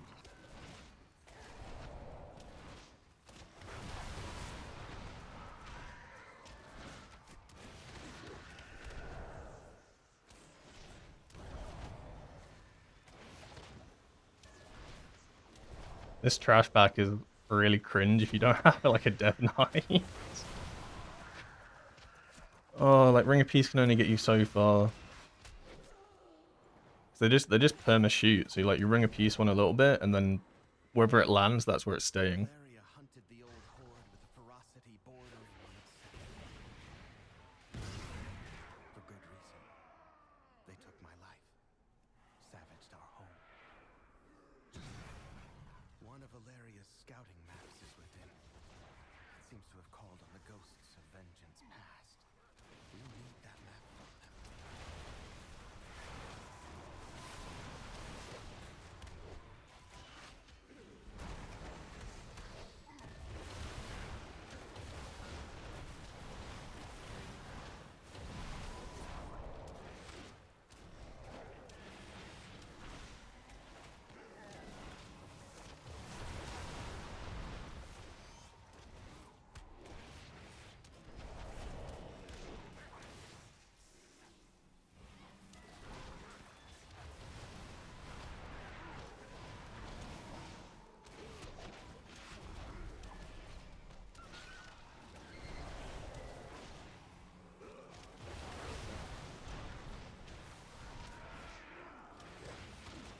You kill first archer, then you chain.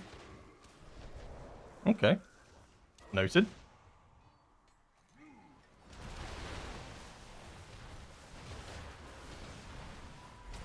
I mean, it does make sense, because otherwise you do just have that straggler, right?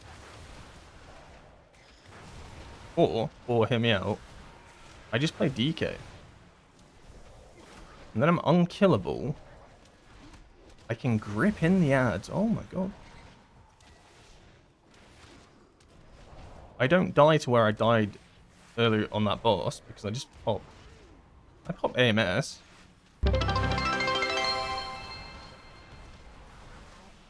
Morv1L is now following.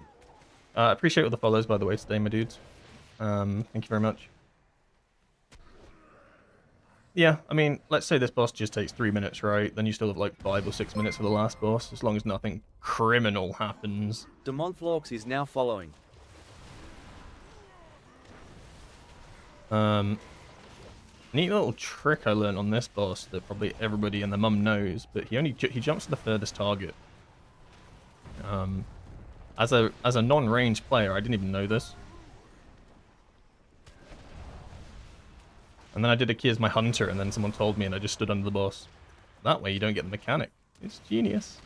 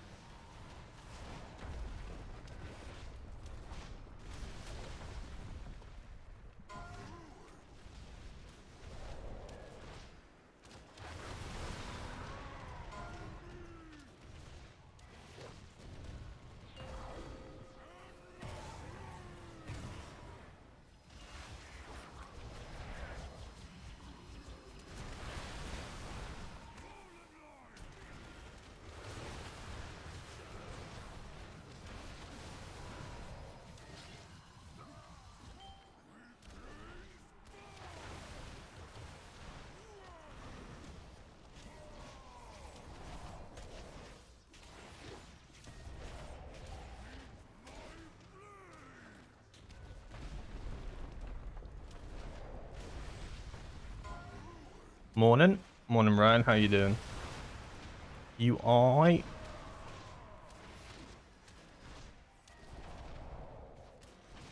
I'm trying to not read messages whilst on a boss. I do see them pop up, and then, like, instinctively I look. I know this is a bad thing to do. So that's how you fail your keys.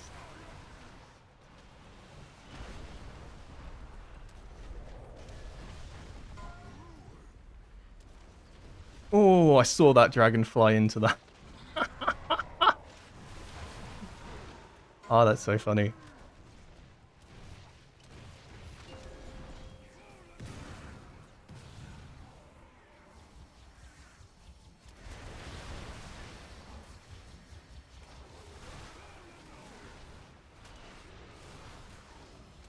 I saw him do that as well. I like. I was like, wait, he's going a little bit too far.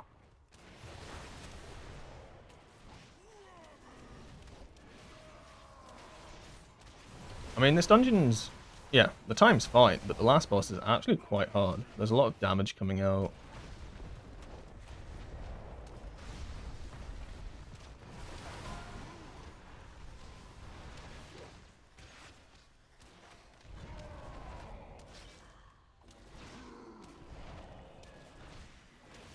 Like, I've just been trying to save Zenith stacks for this on this boss so that I can go into the next boss with 2 stacks, lust up instantly, have a lot of Tiger Eye Brew. Basically just try to get it down as fast as possible, because the longer that fight goes on, it's horrendous, whereas this one's just kind of chill.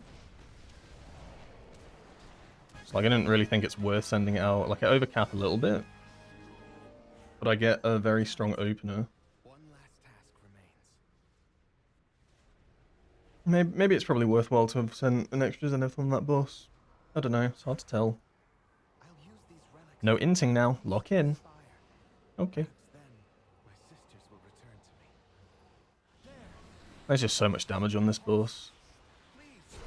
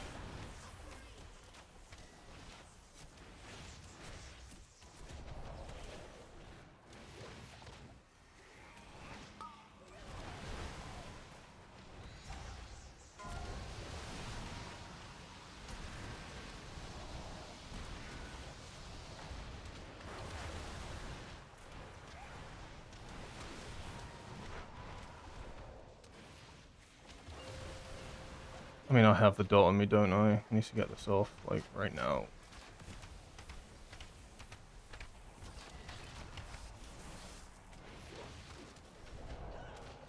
I was just trying to find, like, a good time to do it.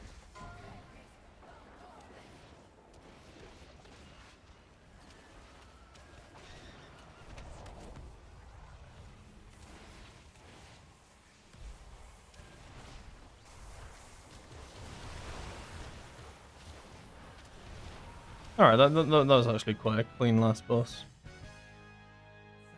at last, spirits that linger within these halls Yeah, because have found on that peace. boss, like, it puts the dot on you, right? And you need to go up to cleanse the dot. My sisters will be able to do the same. But then, obviously, it spawns tons of electric, so it's trying to find a balance of that, These halls which is a bit of music awkward. Until they return home. Thank you, champions.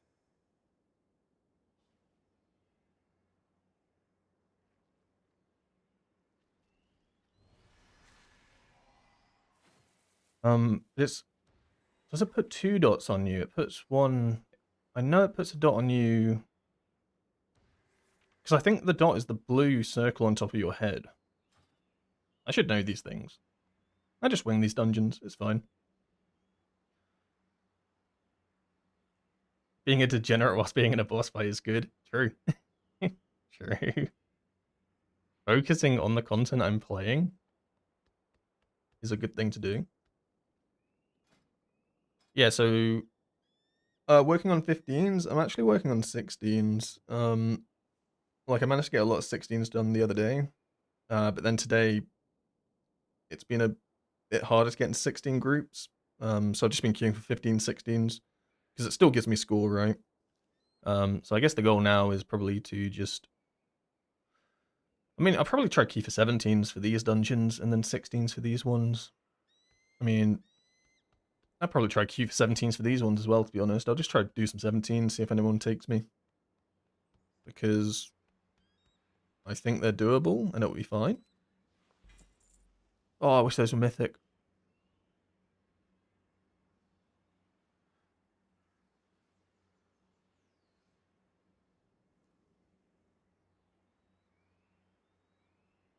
What's the vertical tracker on the right side of your screen and how do you modify it? I copied UI, but for me it's a little far right for some reason. That should just be that's just the standard Blizzard timeline. And if you click on it, you should just be able to change its size or position or anything like that.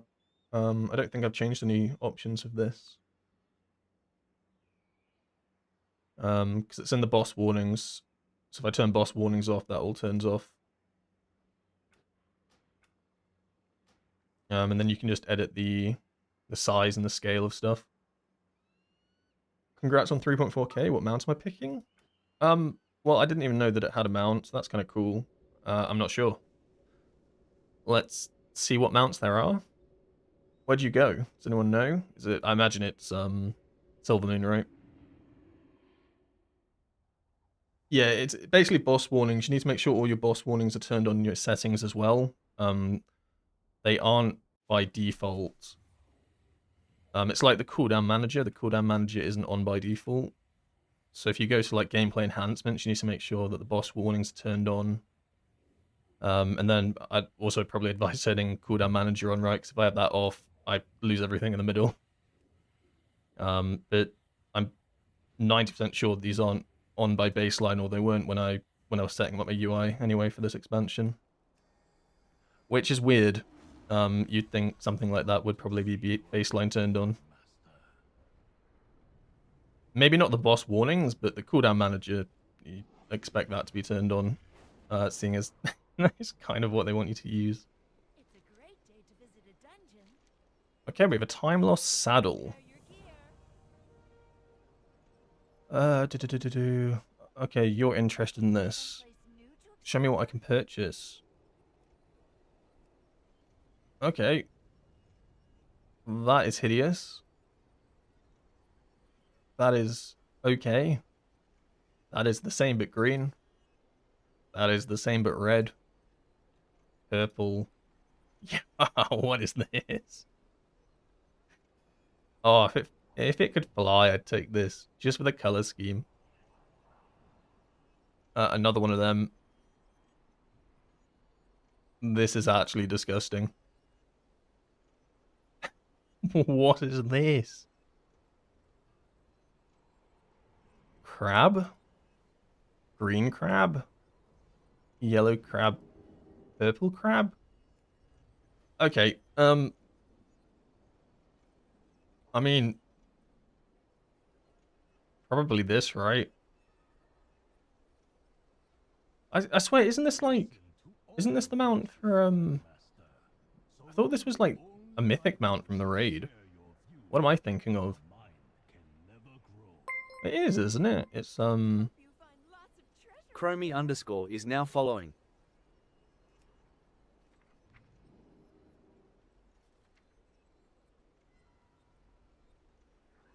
okay, well, there's no mount for this raid, apparently. Oh, no, there is. Okay, no, that's the mount for this raid. That is... okay, that is horrible. Maybe it's not. Maybe I'm crazy.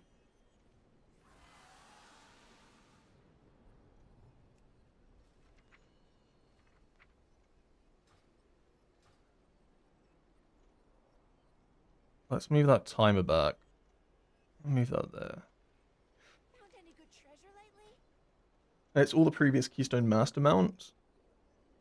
Yeah, I'm probably just gonna get. I mean, I'm never gonna use any of these mounts, so actually I might just get this dude because he's kind of looks cool.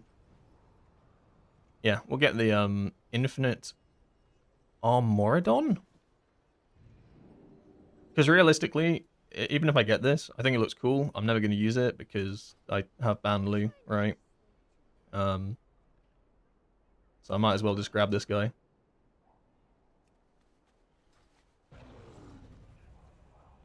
Just vibing on my dinosaur.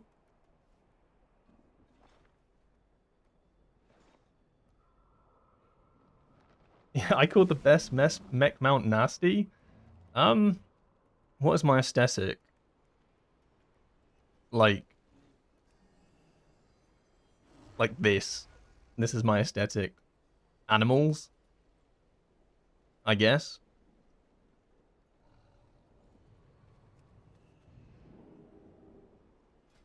Like, do I have any mechs? Let's see. Okay, I'm not. Okay, this is horrendous. Can we agree on this? Like, there's no way. There's no way. Okay, this bird goes hard, but that's because it's half bird. And then the spider mounts, I don't know. I guess my aesthetic is not mech. Hit me with like a parrot or a dragon or something, and then we'll talk.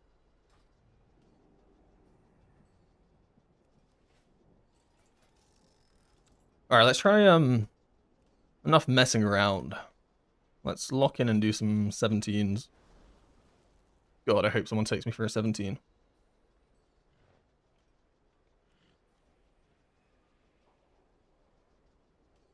Hey, what's the stat prior for Windwalker right now? The stat prior for Windwalker hasn't really changed much. From the start of the season. It's still haste being like what you tend to want the most of, with crit and mastery being about equal, and then you want absolutely zero versatility. But I guess since the 0.5 changes, crit strike is actually a bit more valued. Like, it's still generally better to like recommend getting haste as your highest secondary, but it's now not as like demonic to have more crit than haste. But it kind of depends on your gear, so it's not as like straightforward as it was at the start of the season, where I could literally just say haste is what you want the most of, then you want crit, and then you want some mastery, and you want zero versatility. Booty Like Goblins is crit is now. fun. But like I can tell you my case, for instance, because I sim this character quite a lot. My simmers still want me to get haste the most, right? So that my recklessness potion gives me haste. But I've seen some people that have had it where their sims tell them that they're better off with a bit more crit, and their recklessness give them crit, and it's not actually that bad. So it is character by character, but just in general, the recommendation tends to be like haste highest, crit second highest. Like mastery looks like it's quite far behind, but a lot of your mastery comes from the puzzle box, because you need to get this trinket. So like when you use the puzzle box, you're actually playing with like about 100% mastery. Obviously, it's only for 20 seconds, but that's during your massive damage window, right? And then you want the potion to give you... Okay, that was meant to demonstrate giving you haste, but I pressed it whilst I had high mastery. You kind of generally want the potion to give you haste, but it's not the end of the world if it gives you crit. The only thing that's like set in stone that you 100% don't want is any versatility. Versatility is just not good at all. It's like the worst stat for us at the moment, as well as that, because we like running Recklessness Potion, you end up in this situation where if you have versatility, you're going to lose it when you pop the potion anyway, which is bad. So you end up in this situation where by running zero versatility, there's no downside to the Recklessness Potion. You end up with just positives, right? Because it gives you stats, but you also lose stats from your lowest secondary, but zero versatility still counts as your lowest secondary, even if it's not on your enhancement list. So then the pot just becomes gain like 1.5k haste, which is a pretty strong pot. how can you have two-hander equipped but have dual-wield transmogged? It's because the Legion Legendary is the only one you can do that with. So, like, generally, you can't. So if you go to, like, weapons, right? I've got an override on it. I think. Do I have an override on it? Oh, right, yeah. It's because you can basically choose to Legion Artifact override on it. So if because I'm actually equipping a two-hander that's transmogged as a bamboo stick, but then if you go to Windwalker, then you can actually put the artifact over it. But that's the only way you can have a two-hander look like one-handers, or the other way around. You should be able to do it the other way around, where you could have like your one-handers overridden as like the Mistweaver or Brewmaster weapon, for instance. Farewell, friend of the Grummles. Alright, 17s. This is going to be fun. And by fun, I mean, I'm not getting into these groups, but we'll try.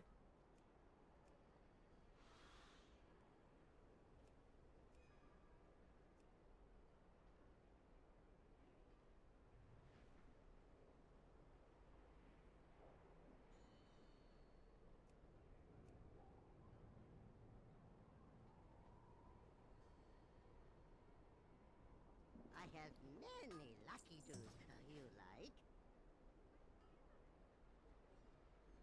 I didn't think that worked. I didn't know that it worked until last week, to be fair. I knew that it worked in the War Within, because I always used to override it in that expansion.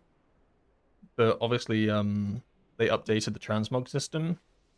So I didn't actually know until someone told me last week. I didn't know that this little icon above the weapon existed.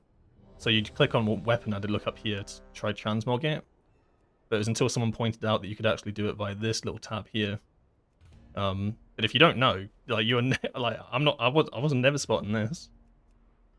Beware of Yeti. Do I use Soothing Mist still? I am using it, yeah, at the moment. They're like, yeah. I feel like it's mandatory.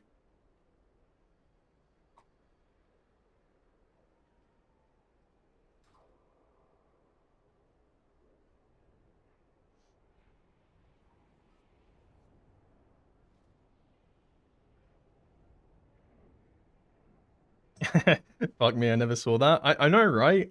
Like, I thought I was like, and I thought I was oblivious last week when I was basically going on about how I couldn't do it anymore, and then someone was like, actually, you just do this.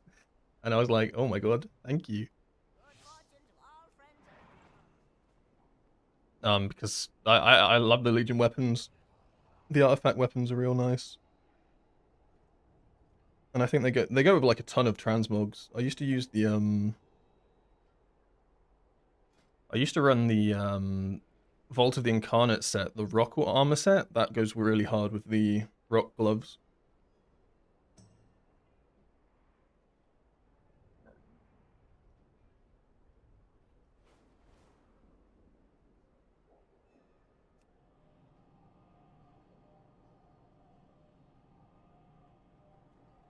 Still blows my mind that people will pick out of combat movement speed over Soothing Mist. I think what tends to happen is that Soothing Mist isn't on like default.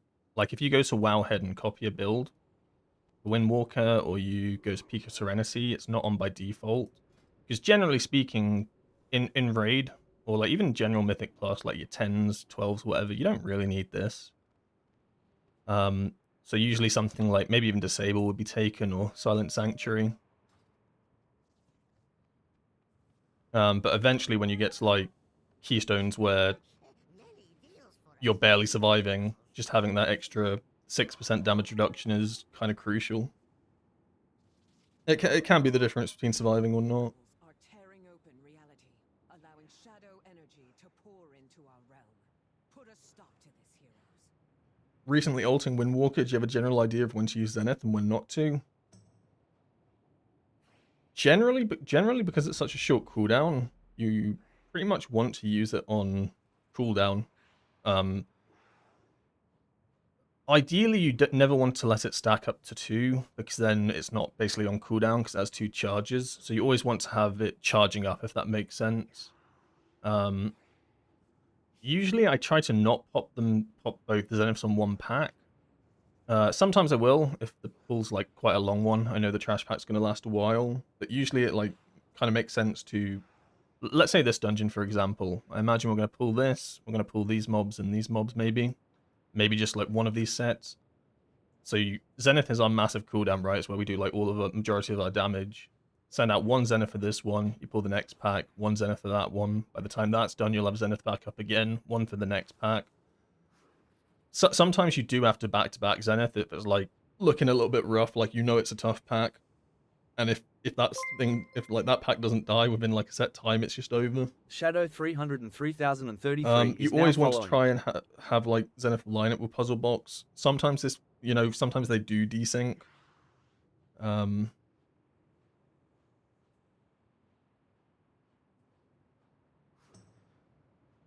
But essentially that's when you want to send it. I mean, like the ideal situation, like it's recommended you want to send Zenith with 20 stacks of Tiger Eye Brew. But what you'll come to learn is that that's not as realistic as you might think. In Raid, it's a lot easier to do because you're constantly in combat in Raid. And you gain Tiger Eye Brew stacks through combat by spending Chi. The issue with M+ is that there is a lot of downtime, right? Like, it might be a couple of seconds here and there in between pulling a pack. It could be up to 10 seconds, running to the next room or waiting, like, before you pull a boss or something for someone to, get mana or whatever. Like, there's so many, like, different things that can add to it. So you end up a lot of the time not actually getting to 20 stacks. So, like, my best recommendation for Zenith would be to send it when it makes sense to send Zenith. Like, when do you want to do the most damage? That sounds kind of vague, doesn't it? But don't try not to play around the stacks. Like, the stack should play around Zenith. Don't be holding Zenith for extended periods for like extra stacks when it makes more sense to send the Zenith at that time. But let's say you have 15 stacks, but it's optimal to send it because you're just on a pull. Everything's on full health. You've got all your cooldowns, puzzle boxes up. Well, it makes sense to send that as Zenith then, right? And then send it with a little bit weaker Tiger Eye Brew stacks, because Tiger Eye Brew is not as strong as it used to be. Like, previously it was 2% for each stack, now it's 1%. So even at 20 stacks, it's not as strong as it used to be. So, like, losing a few percentage of crit here and there is not going to make or break how much damage you do. What will make and break how much damage you do is sending Zenith at appropriate times, right? So yeah, basically, TLDR is try not to overcap Zenith. And you want to try and send it usually at like the start of a pull.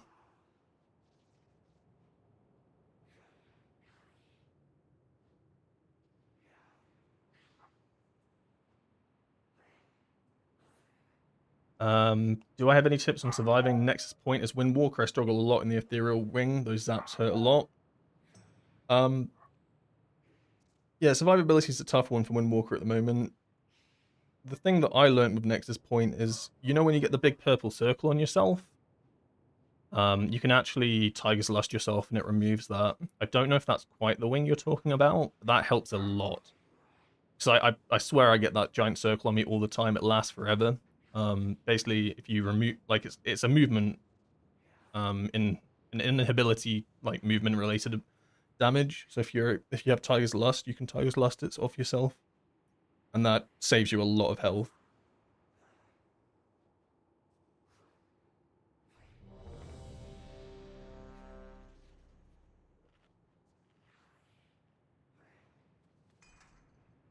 Do you finish Spinning Crane Kick channel, or do you hit the next spell as soon as possible and cancel it?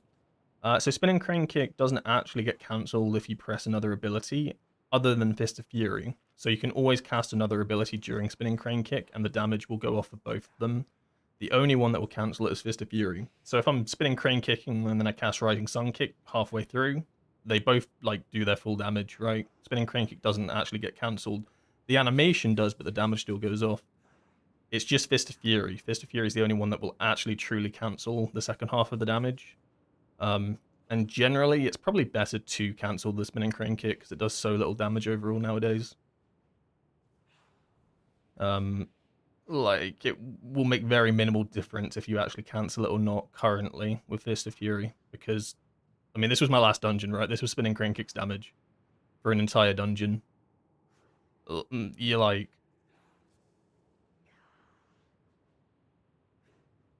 technically it's probably better to let the spinning Crane Kick finish casting, but you're not, like, screwing yourself if you cancel it with Fist of Fury.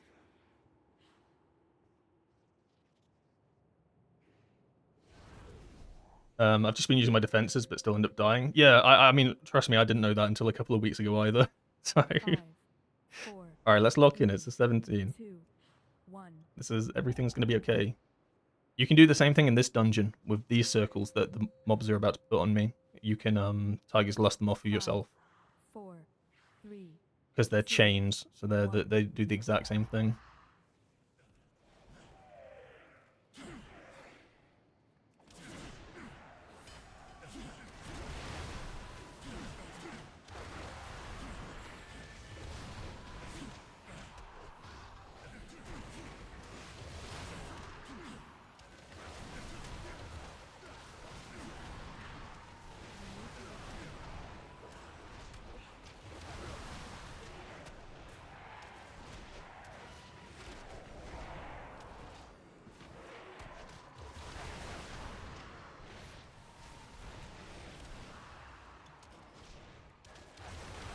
I simply wish you had lasted a little longer.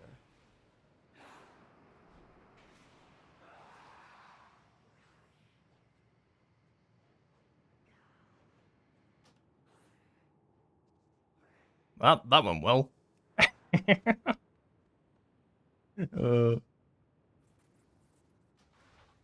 Or just blame the healer. Oh god, no. We're back in the dungeon.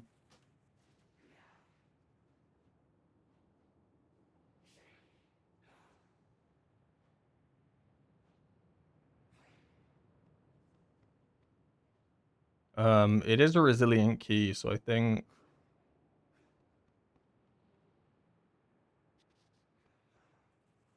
we're trying to abandon it.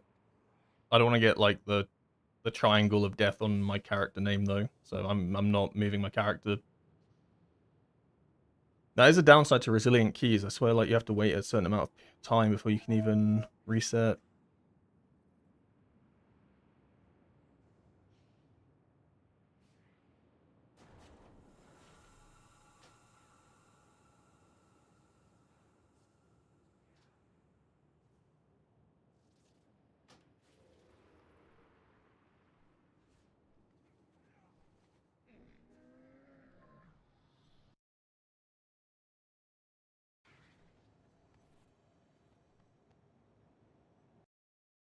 Alright, I think this time we'll try to not stack as much.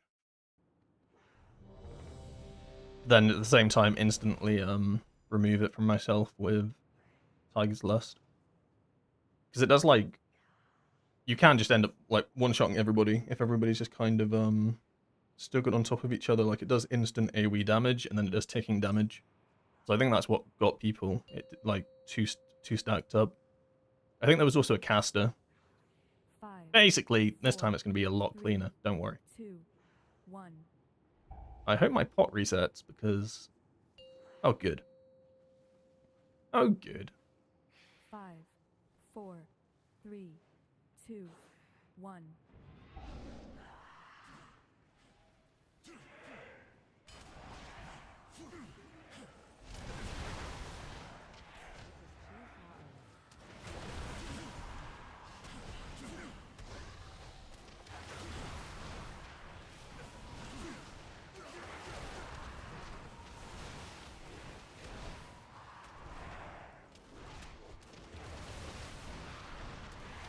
That was awkward. I like lost like a bunch of time there from dealing DPS because the mobs got pulled to the middle and I wasn't right next to them. I was a bit scared to actually go into the middle there. I thought that I was going to end up one-shotting someone. I could have played that better.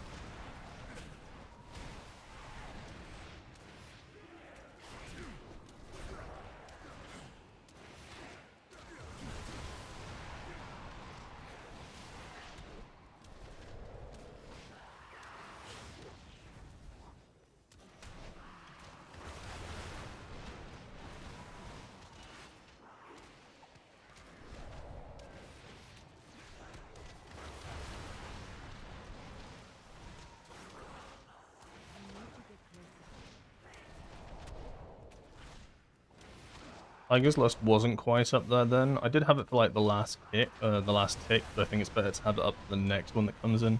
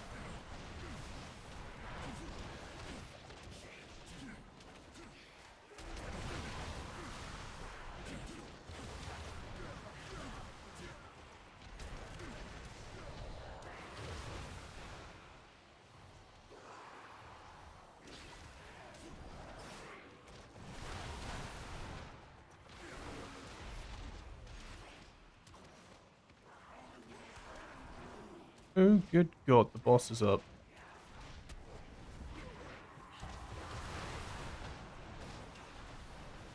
I swear I've interrupted that ad like 4 times in a row.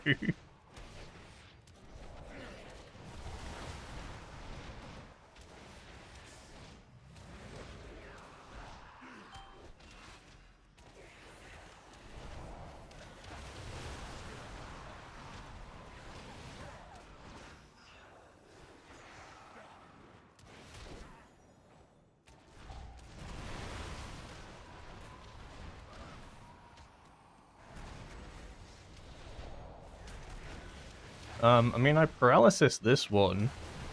Somehow it ended up out of paralysis, but don't worry about that too much. Oh my God.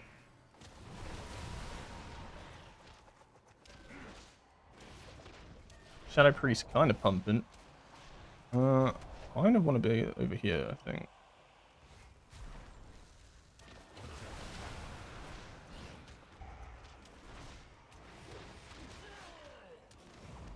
Alright, I don't think there's any point paralysising, because I think the Shadow Priest needs them to do damage. Or like, they get more damage from hitting them. I don't really know how Shadow Priest works, I don't play that spec.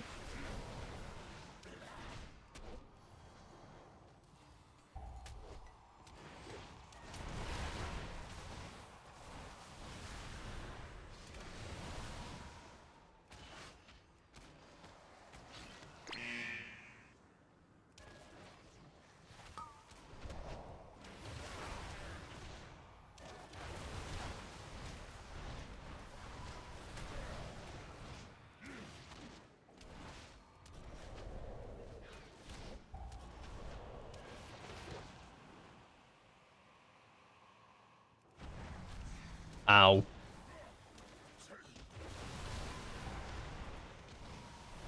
I mean, I cast Flying Serpent Kick to get out of that, and it just instantly cancelled itself.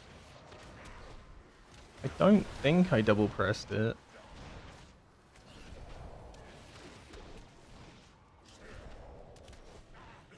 I mean, surely we can just get away without... Is that Void on our team? I mean, I can't hit it. I mean, I hope it's on our team. I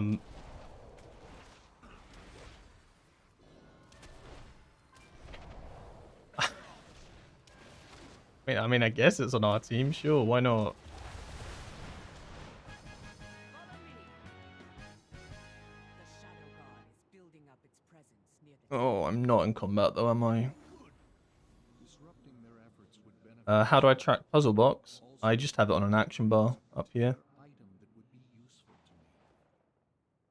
figure out their motives. And With my current talent build, how do I feel about dropping Shadowbox and Treads for inner peace?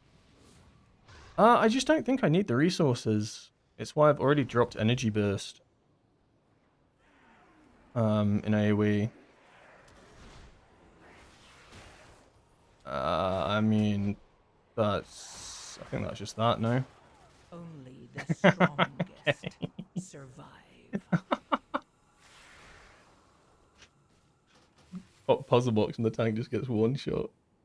Unlucky. Yeah, so I dropped Energy Burst, basically, for Crane Vortex, for like a bit more AoE damage with Spinning Crane Kick. I might try find another group.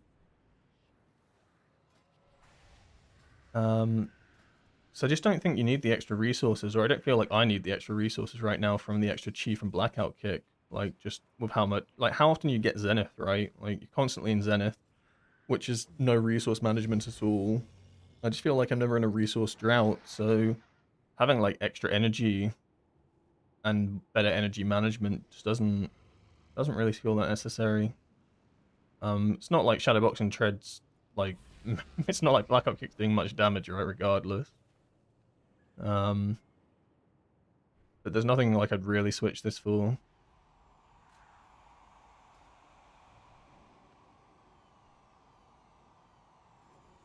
Wait, what happened? I just saw you kill the first boss and then quit the dungeon. We went into the next pack and the tank got one shot, so the dungeon's just over at that point, unfortunately.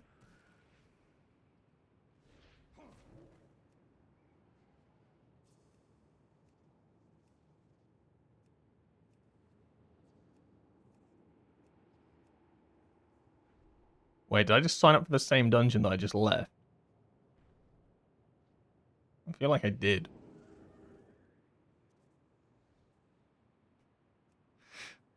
No, surely not. I'm not that crazy.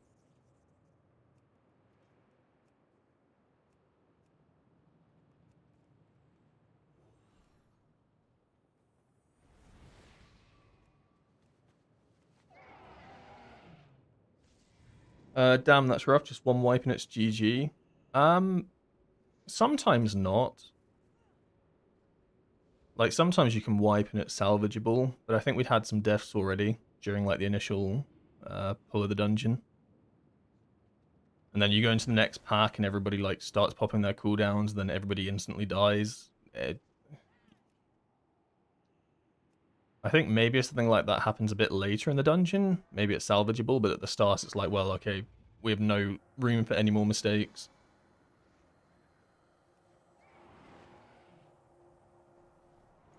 Plus, plus they had a resilient key, so I don't think they were too bothered about it.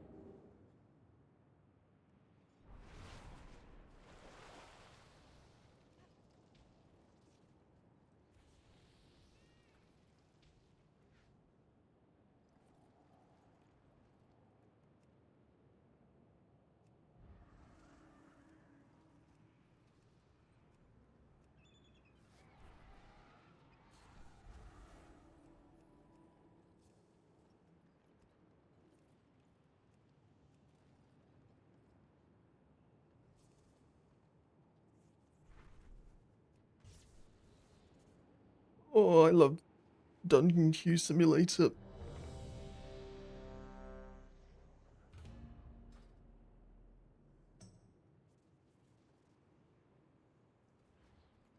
Probably need to start taking detox.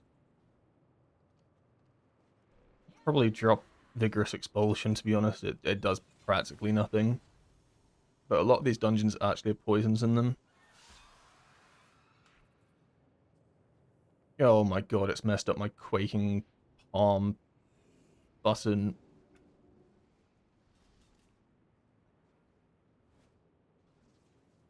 Do I even have a keybind for detox? It used to be Shift F.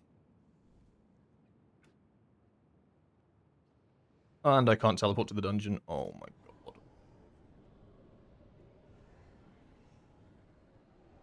Have I thought about toying with Conduit over Shadowpan for more survivability in M+?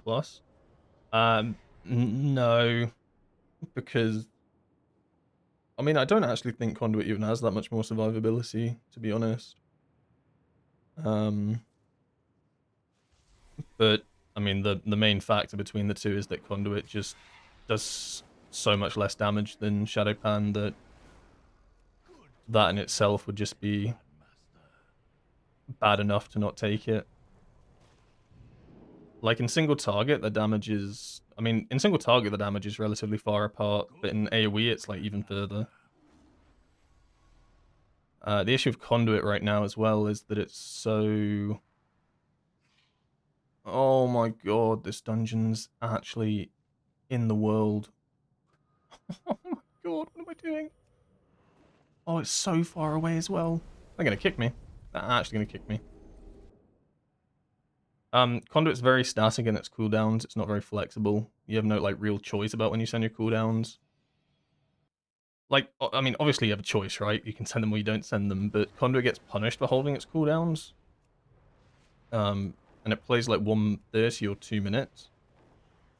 But because all the damage for Conduit really comes from your big burst windows, anytime you're delaying those or you get less casts out throughout a dungeon, you're kind of punished. It's just really inflexible. So like maybe if Conduit was able to get like perfect, like every time you pulled a massive trash pack, your cooldowns were up, then maybe it'd be okay, but even then it's still behind Shadowpan. And like survivability, they're pretty much the same.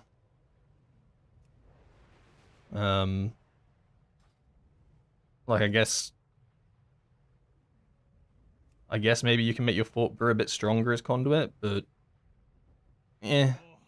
Is it much further, Grandmaster? Is Unholy dead? No. I don't think Unholy's dead. It's not as busted as it was, but I think it's still pretty strong. The nerfs were quite big though. In single target it was like a 2% max nerf, which is practically nothing. But I think in AoE it was something like 8%, which is quite a lot. But from my understanding it was... Where am I flying to? Oh my god, it's up there! I'm actually gonna get flamed. Why am I flying to Den of Norlac? Yeah, no, Unholy, in AoE it was like about an 8% nerf or something like that, something in that range, 7-8. But it was just that far ahead that apparently it's just going to be about the same. Like, it'll still be strong, but it's not going to be overpowered strong. So, no, I don't think it's, I don't think it's dead. In Raid, its boss damage is still going to be absolutely ludicrous.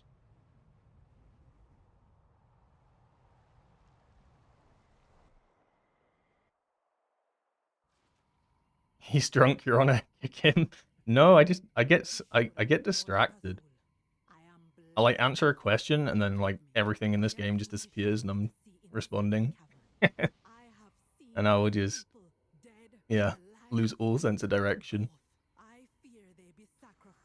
Alright, yes, detox. I need to actually keybind this. That would be smart.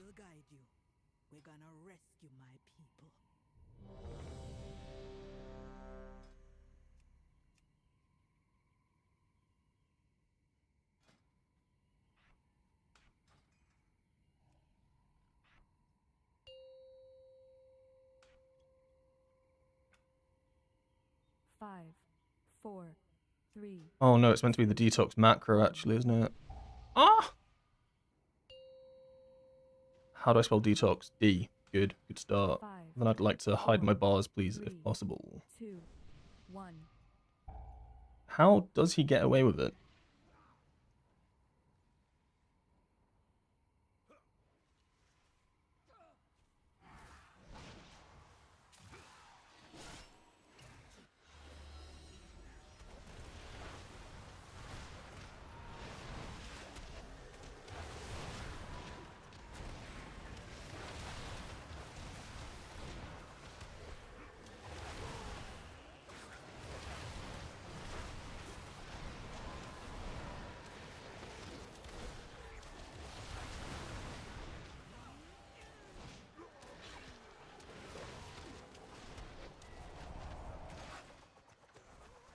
Another widow back.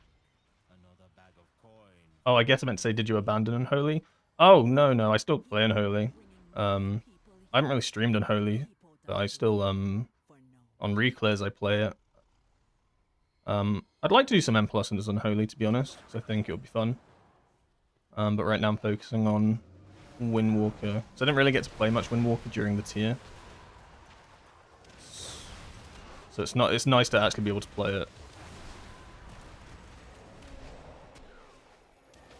Is it padding if we hit these training dummies?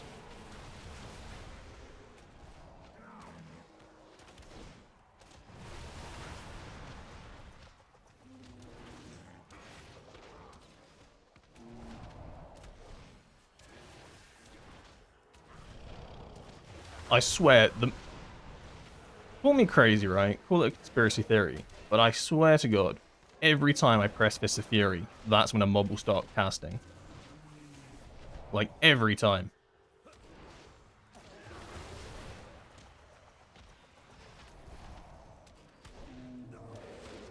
Like, the moment I, like, the tick I press that button, suddenly it starts channeling its cast.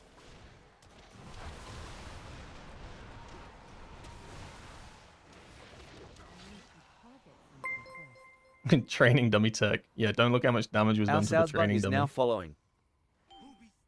Alright, we do have everything here.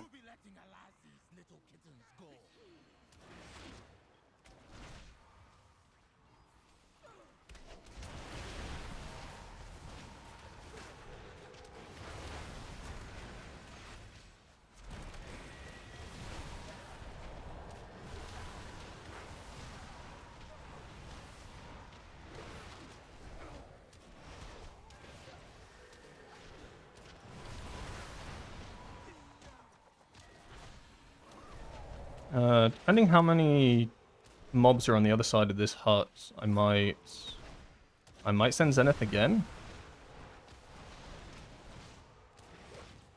If we pull them. We might not be pulling them. I imagine they would have already been pulled. Yeah, I think we're just collecting our stew and leaving them. Alright, that's not too bad then. That's fine. What add-on do I use for my weak auras? I don't...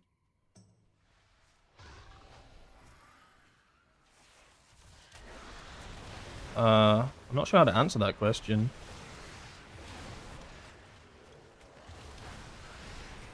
Just because, I don't use weak auras.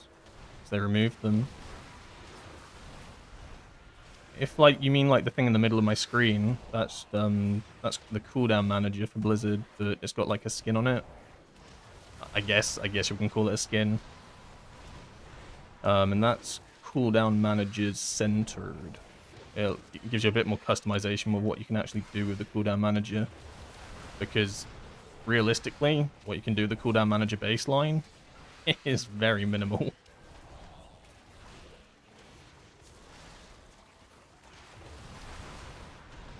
Yeah, they removed weak auras from the game.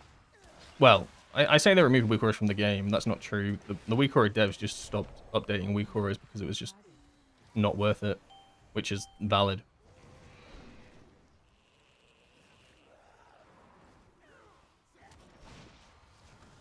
There are technically different versions of weak auras in the game. There's something called meek auras, which some guilds used for like things like the paladin bosses. I mean, people used it for Lura.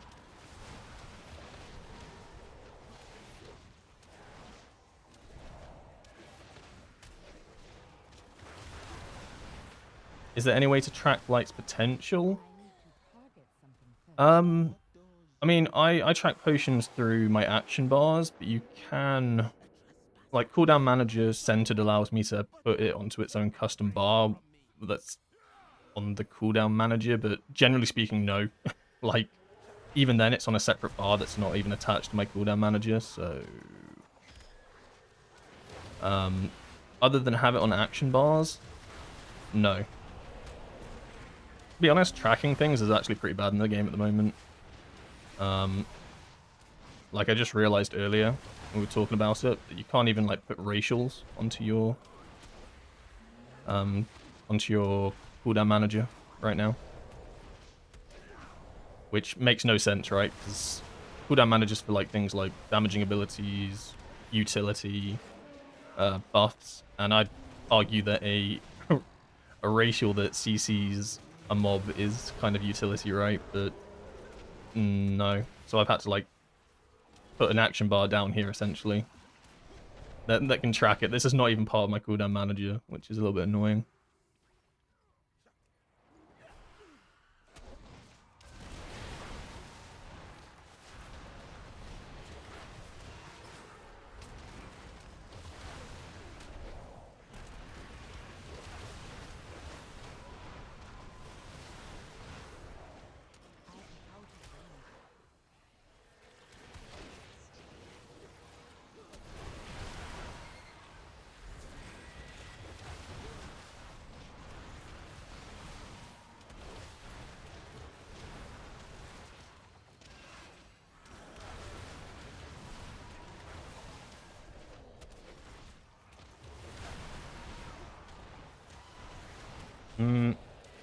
Usually I would have probably held that Zenith and Puzzle Box for the boss, but that pack was getting really sketchy. I was watching my Hank's health and he was like dropping to 10% multiple times.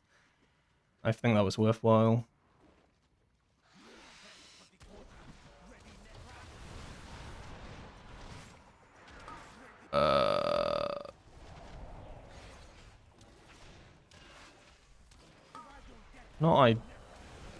Not ideally where we want the boss to jump.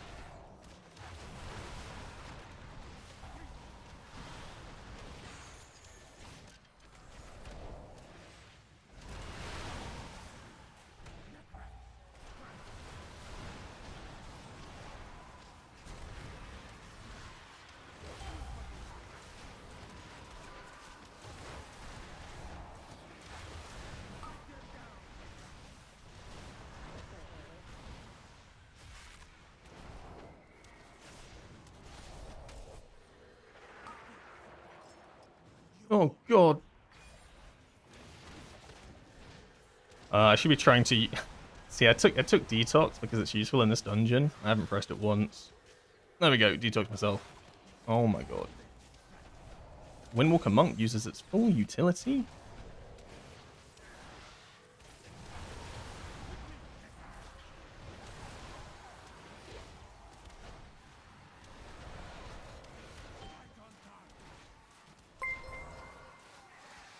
I'll get rid of it on someone else. Oi_Kiana is now following.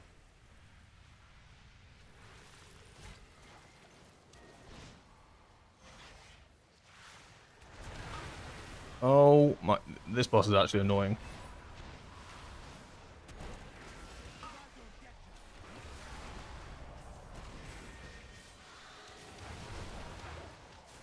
It's kind of nice actually removing the poison from myself. I should use this detox button more proactively.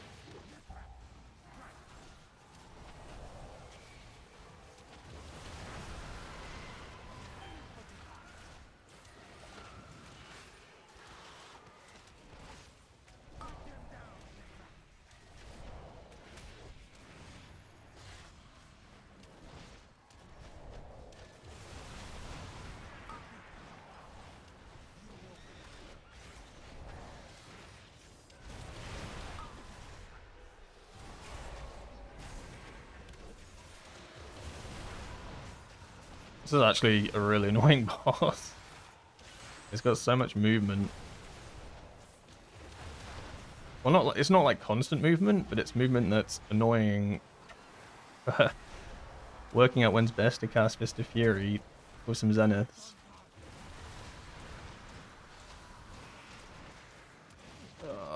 Just end it. Just kill the bird. It can't dash if it's dead.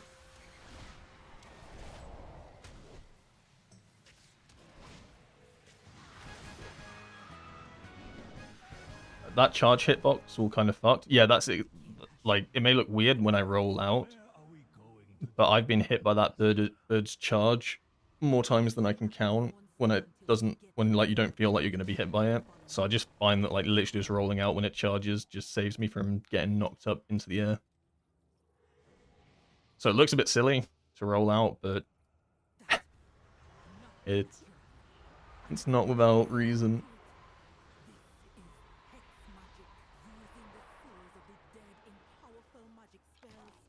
Good luck, Grandmaster. I mean, we just did, no?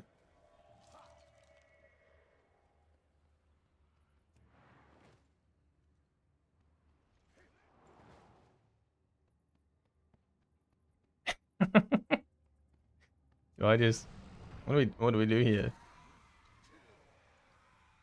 I mean, yeah, it's the exact same thing, not just gonna happen. I mean, it's gotta die, right? Only the strongest survive. Bear druid. Oh, I think it's just over, right?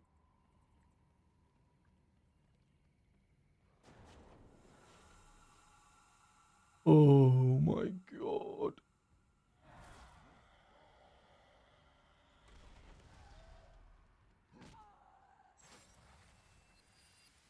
I mean, that's the second dungeon in a row that's druids run into a pack and just got one shot. Are the nerfs that bad? Like, do the nerfs have they affected like survivability?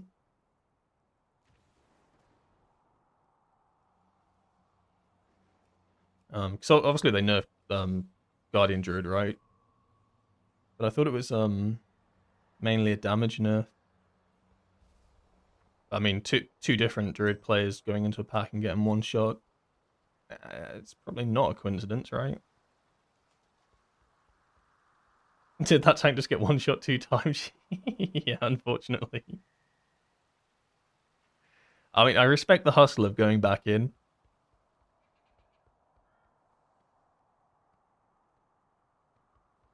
Didn't they actually giga buff it so you can play a different build on it? I mean, maybe. I was under the impression they nerfed its. I know they've nerfed its damage, right? Or its single target damage. I just wasn't sure if they changed things about its like survivability or if Guardian Druid's survivability is tied to how much damage it can do. I don't know anything about bear tanks. I don't know what I'm talking about.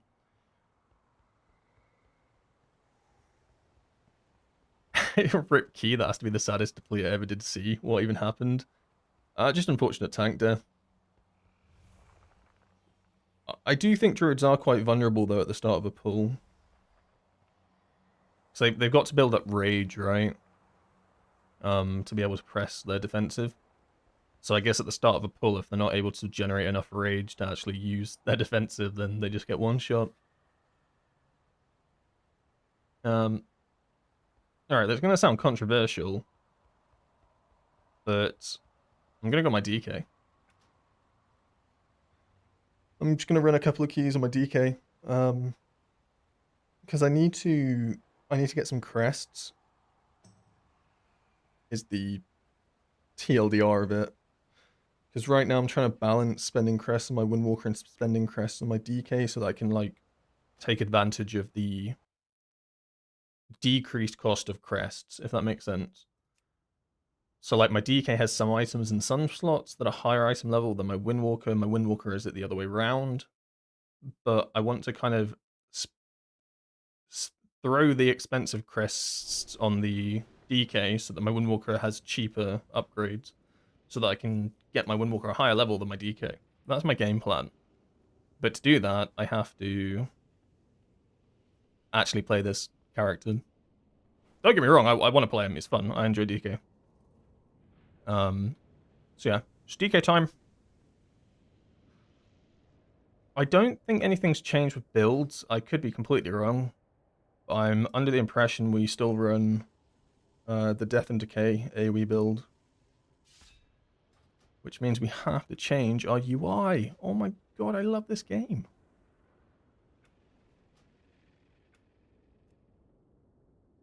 No, it's not my UI. I need to change my cooldown manager to Unholy Baby. Because that allows me to have Death and Decay tracked. Because you want to track this in dungeons, but you don't want to track it in the raid. But I can't. I just... There used to be a... Back in the day, I'd have a weak aura that would only put this on if I had it talented. Oh my god, good times. Now I have to manually do these things. So it's all the same for Unholy? Cool.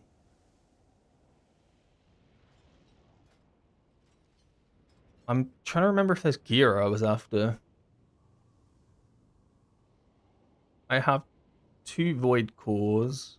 Yes, I need to do Sky Reaches. That was it. Because basically, my Windwalker has a cape that it needs to upgrade. But this DK also has a cape, but it's on hero track. And then I also need to get gloves on Mythic tracks, and then I can send those. But basically, I need to run Sky Reach and send my rerolls there. So that's what we'll do. I mean,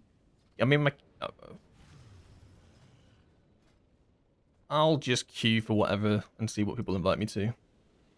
Obviously only Sky Reach. I don't know, let's do 12 all the way to 16. I'm not getting invited to a 16. Unless... Okay. See, this is why when you hear people complain about getting invited to groups as Windwalker, like, they're not crazy, right? You gotta understand, me trying to get into a 16 on my Windwalker that's already done a bunch of 16s takes longer and gets more declined than my DK that hasn't even done a 16, has a couple of 14s. Yep. This is... Oh, I'm maining the wrong spec.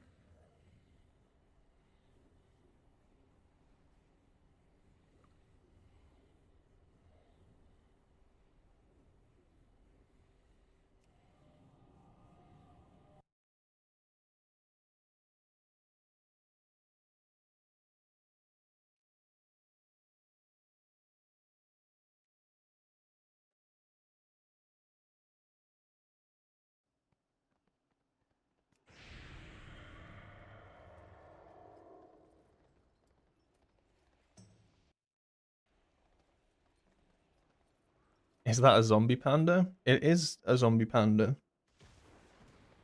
I rerolled panda on both the DK and the monk this tier, just because it's one of the best races right now in terms of like actual damage increase from a race as well as survivability, because you just get double the stamina and raid from feasts, or in dungeons, I guess, if you use a Harandar celebration. 5, 4, I hope I remember how to 3, play this. It's been a while. 1. We're monks always, we just play the others. True. 5, 4, 3. There is something very satisfying about playing a DK. 1.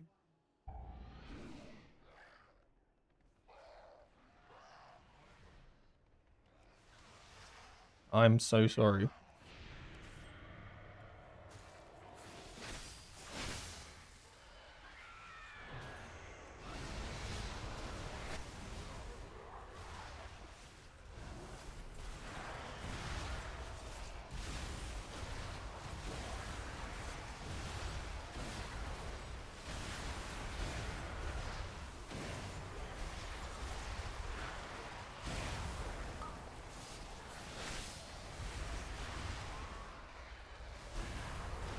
I mean, like... I mean... Come on. Like, can you not just enjoy this damage? And, like, I don't even have to think about taking damage either. I just pop a defensive and I know I'm going to be A-okay. God, it's the ultimate brain off.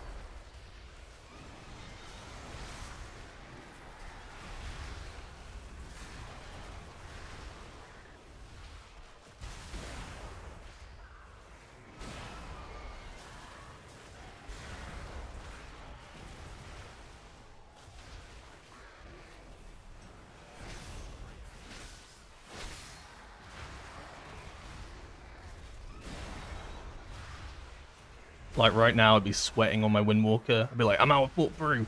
I've no Port Brew. Help. It's over. It's over. Meanwhile, I'm just listening to a payphone right now, you know. I've got AMS in the bag, AMZ. I'm just going to send my cooldowns on this pack because I don't care. I do damage no matter what.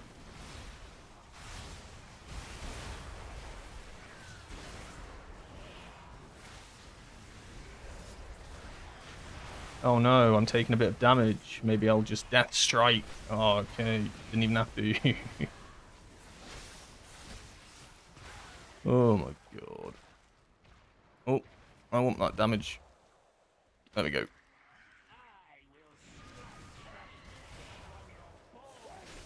Oh, I probably didn't even need to fester there.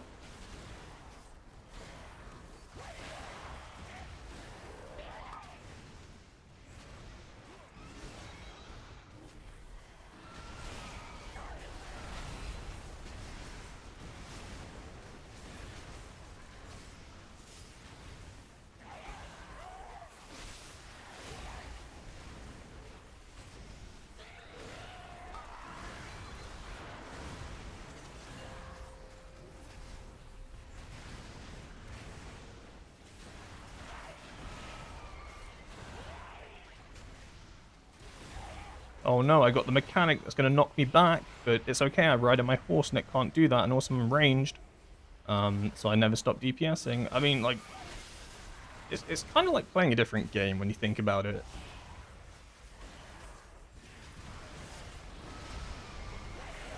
I learned this, like, when I was playing, like, Lura. You're genuinely just, like, playing, like, a different game when you play something like a DK.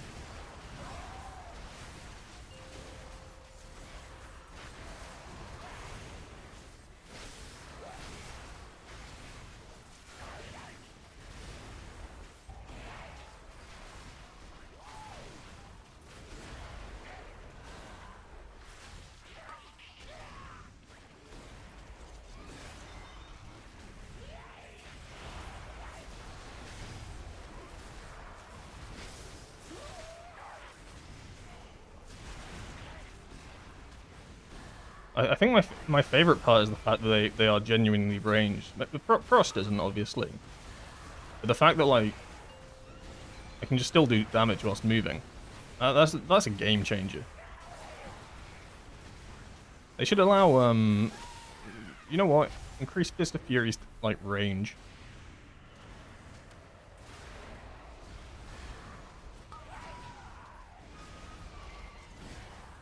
Also, like, I never really played DK when they were the most immobile spec. But they've got to be, like, one of the most mobile specs in the game as well now, right? Like, surely there's nothing more mobile than double horse that makes it so you don't take, like, movement impairment, or, you know what I mean? It's just crazy.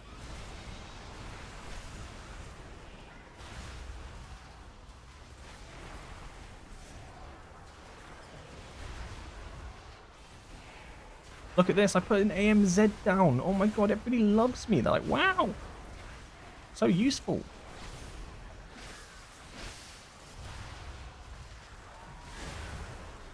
This is enough Windwalker slander, actually. I do still prefer Windwalker, by the way. I'm not. It may sound like I don't. I just think it's just so funny, the difference in like how different two specs can be.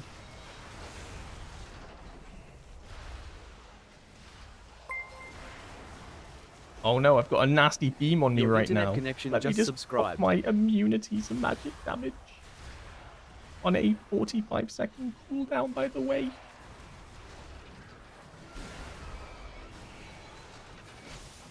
It's not quite an immunity, but I mean, it's close enough.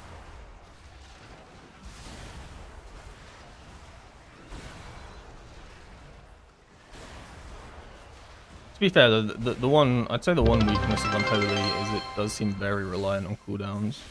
Rage Flowers is now following. Was that worth a CR? Probably not, actually.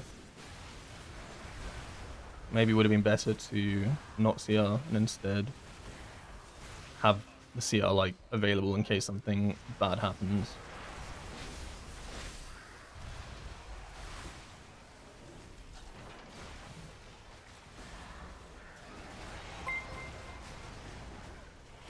Oh, thank you, Smile on the month thank you for is the now prime your following. internet connection. I appreciate that. Very kind.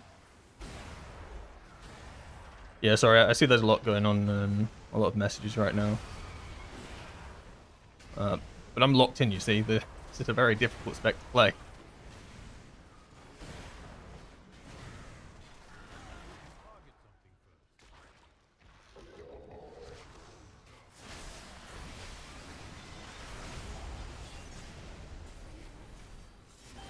Like if I'm on my Windwalker right now, I'm like, oh god, how am I going to use my defensives for this? You know, I'm like trying to like micromanage my defensives for this like part of the fight. Like, can I stand in every beam? How can I do this? How can I integrate my health potion into this to survive? As DK, I'm just like, well, I'll have the AMZ for every other one. Oh, I'll have AMZ for every other one. You know, I'm probably just tank this Nasty.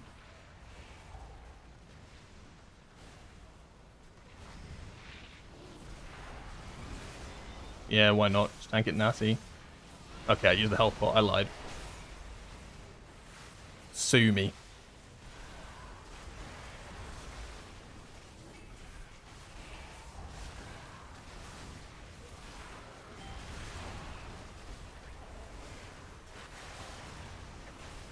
Just look at what. Oh, I love just. I do love all like the ghouls and stuff. They just look so stupid.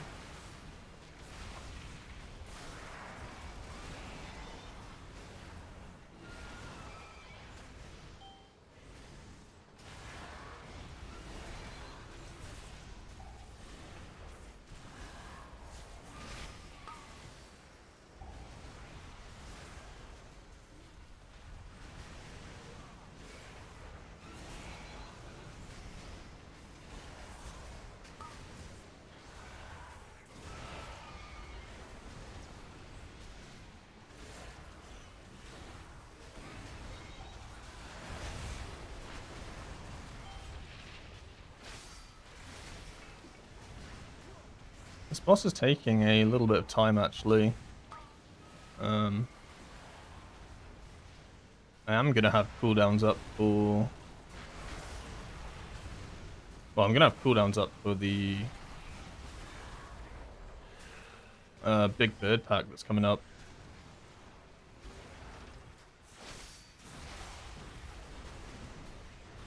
I just need to try build up some Putrefy stacks so that I can actually get value from it.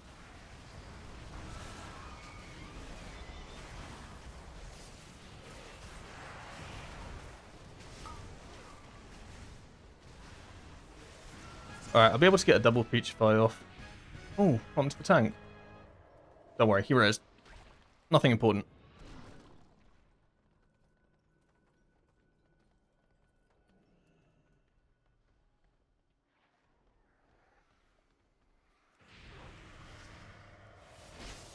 I simply wish you had lasted a little longer. Okay, I deserve it. I deserve it. Okay, okay.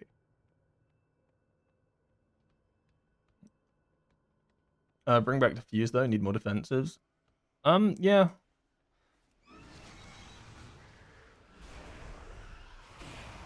Well, I think the biggest issue with when it comes to defenses and stuff is that Karma's like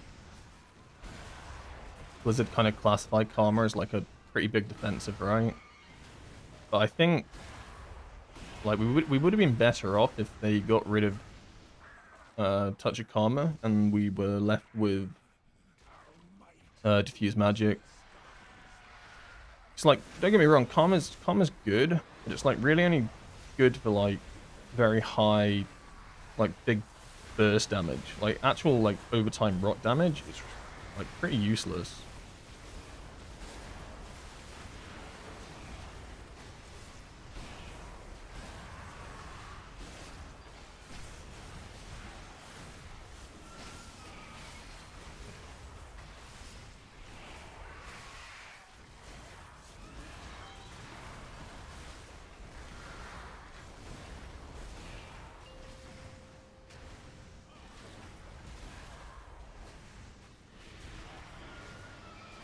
Your survival wasn't necessary.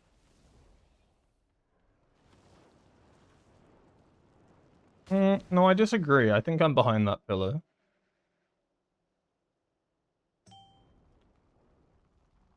No, I'm gonna have to disagree with that one.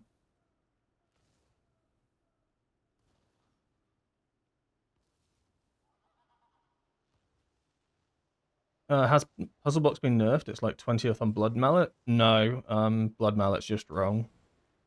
It's the TLDR.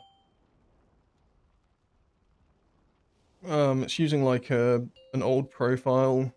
So basically, it's just something's wrong with it. It hasn't received any nerfs or anything. It's still best active trinket for Windwalker. So, yeah, don't get baited by Blood Mallet.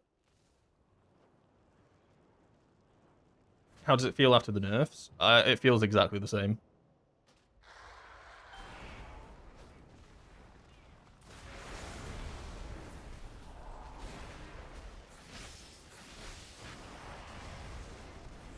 But I haven't really played much M Plus as DK, to be honest. So it's not like I have like massive amount of keys to compare it with. Like I've done some 14s. Oh, okay. This time I will go behind the pillar.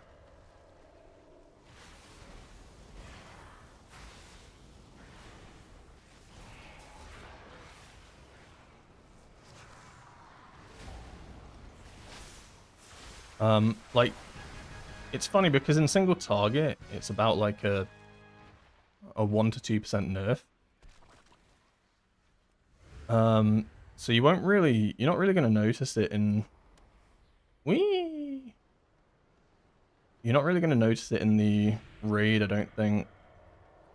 In M Plus, it is a relatively big nerf, like 7 or 8%, but from my understanding, Unholy DK was already like insanely far ahead, like OP far ahead. So it's not like the nerf's gonna the nerf kills the spec or anything. It makes it so that it's more grounded to what Blizzard expect damage to be from like the majority of specs in the game. From my understanding, it's still like one of the higher ended damage from in M plus. Is two-handed frost DK a thing? Yeah. I think you do play. I think it's situational. I'm not like the most like well-versed person in DK. I only picked it up this tier. Row 1 is now following.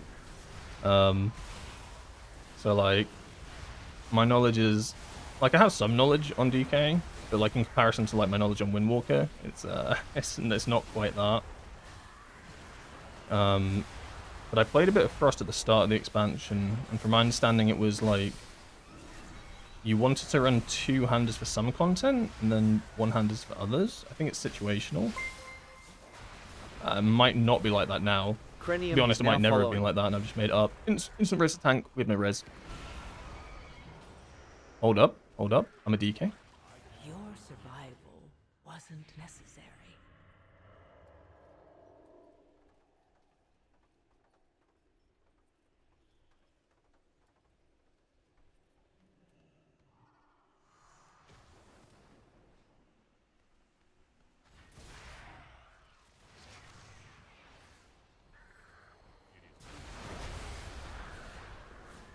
Oh, God.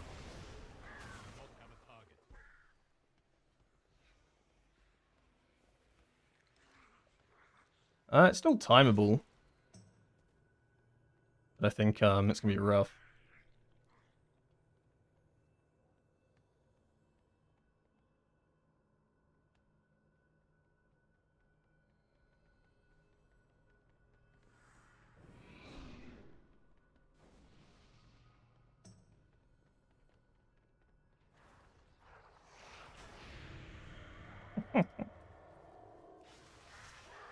This druid's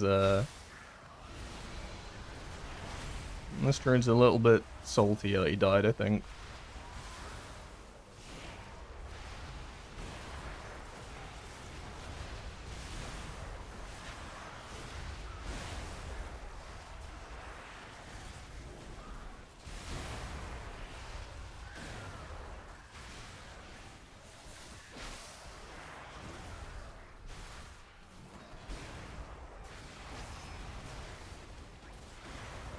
I just think there's something so cool about summoning undead minions. Yeah, I mean, it is, I definitely prefer Unholy to Frost. Like, I started... Like, I only picked it up at the start of this, expansion. And I started off only playing Frost until I was told by someone that Unholy actually does damage. So then I played Unholy, and it was like, okay. This spec actually does some damage. We are just dying.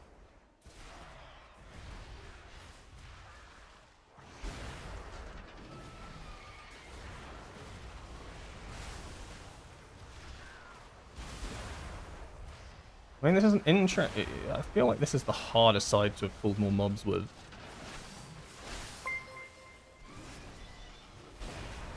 J4Y Gaming is now following. This is a hunt. Oh god. Only the strongest survive. This is going well. Your internet connection is now following. Did you guys reclear March already? Yeah, we've done one reclear. We recleared it last week, and I think we're reclearing it again on Thursday. It wasn't too bad, actually. I think it only took us an hour to redo Lura. And Baloran, I want to say, was like, maybe like 40 minutes or so. It was basically just P1 wipes again, really, is what got us. But for that boss, you'll be... Am I just going to die to AoE damage from nowhere? Oh, they're still in this pack. I see.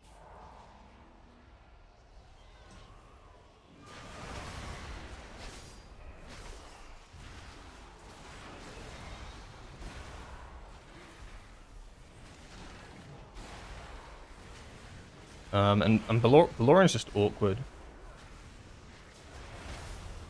But I think both bosses are going to be easier this reset.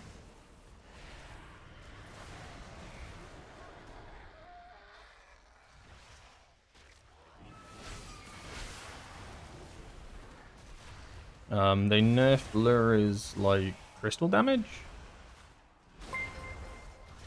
And they made it so Artificial Baloran's, stress like, is egg now phase is following. now 40 seconds instead of 30 seconds. Which is... Yeah, it's quite a big buff. Nerf. You're not going to one-phase it, but it gives you, like, a lot more flexibility in actually two-phasing it. It's like the problem would still be like maybe you don't do enough damage in the P1 or the P2 and you just miss out.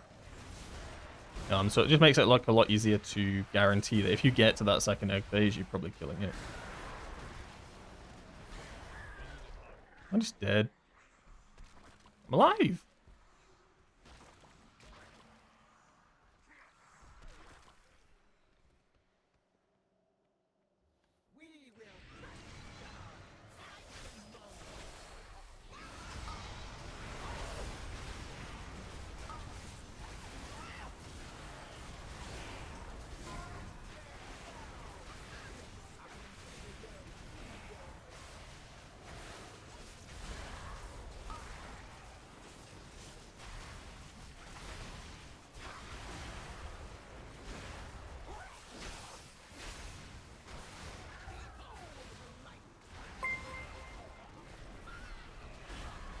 Max_Da is I now appreciate following. the follows, by the way, in like the past half an hour or so.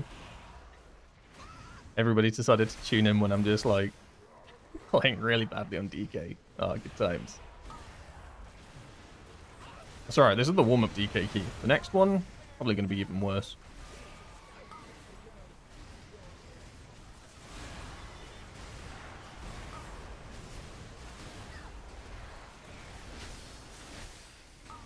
It's a shame you can't grip these ads. I think you used to be able to, but I mean, maybe that would be a little bit too OP.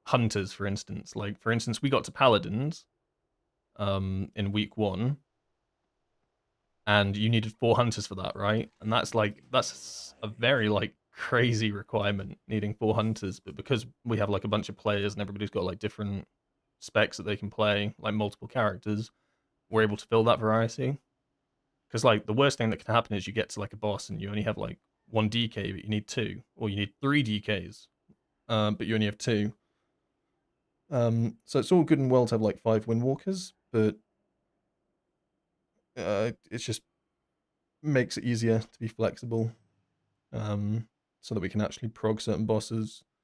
Because like right now you can prog paladins without 4 hunters, but during that first week, like I don't think any guild killed it without 3 or 4 hunters and then like 2 or 3 orgs or something. Stupid requirements, right? It's like Baloran as well. No guild had killed Baloran without a Windwalker in those couple of first weeks. So like if I didn't have my Windwalker geared, well, like, you know, then it'd be a bit of an uphill struggle. So it just makes sense to have like multiple specs that you can play and opt into and be flexible with it. DK grips are the best raid buff in the game when they get used. Yeah, exactly. Like, I don't think there'll ever be a point on Lura where you, like Mythic Lura, where you can play it without a DK.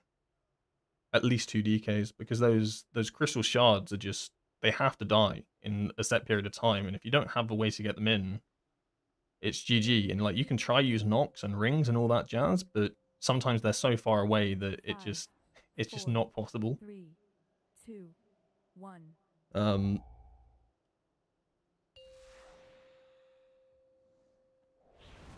also played a bit of Rogue this tier as well, but I ended up not liking it that much. So I've kind of dropped the Rogue for a Hunter.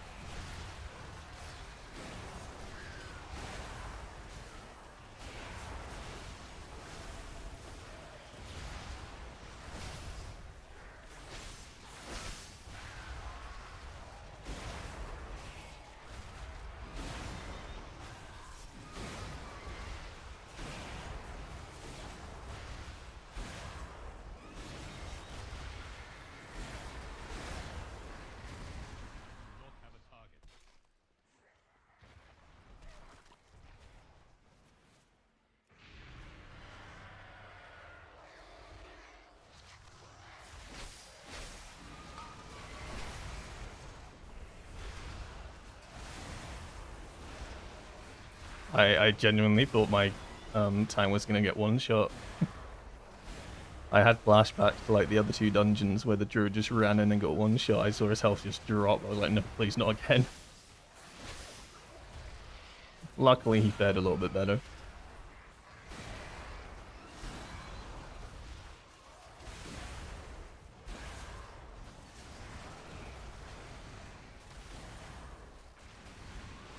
We should be able to pull like the majority of the upstairs all at once. There's only a 14, so it'll be a fair bit easier than the 16 we just did. I'm just gonna save everything for it. I don't know if they will pull the entire room.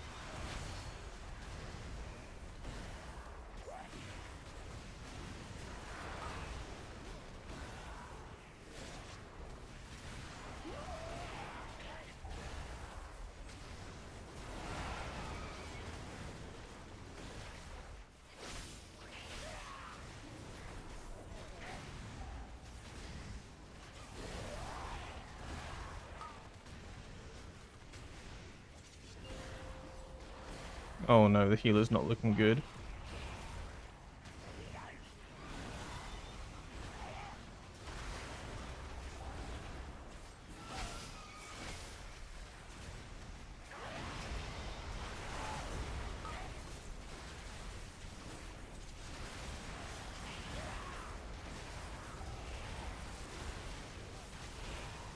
I love how people say that so many times it's only a 14. Here I am sweating my ass off, timing a 14 for the first time. I don't mean it like that. I mean, more in the sense that, like, I just ran a 16 previously. Like, in comparison to the dungeon I just ran, this one should, in theory, be easier. I mean, dungeon difficulties are different for everyone, right? Like, for me right now, I'd say, like, 17 seem to be like a wall. But, like, for some players, 20s are their wall, you know? So it's never, like, a negative thing.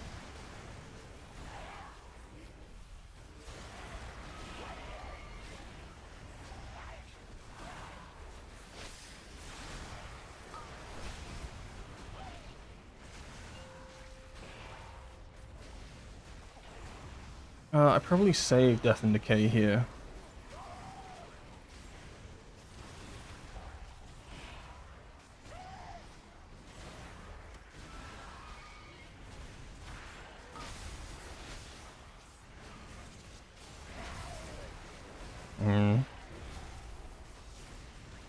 Well, I say I save it, and then I send it. I don't want it to, like, overcap. I also do not want to send cooldowns on a 10% health boss. It feels weird with Soul Reaper, though. Soul Reaper's a weird one, because you pretty much don't want to send it if it means you're going to script Putrefies for your cooldowns. But, like, it's a good ability, because it increases the damage that you do. Like, it's cool that it's tied to Putrefy, but at the same time, it's actually, like, a bit of a hindrance at times. I would have preferred to not send my cooldowns on these guys either, but at that point, I'm probably holding my cooldowns for longer than a minute 30, which is the length of my cooldowns, so...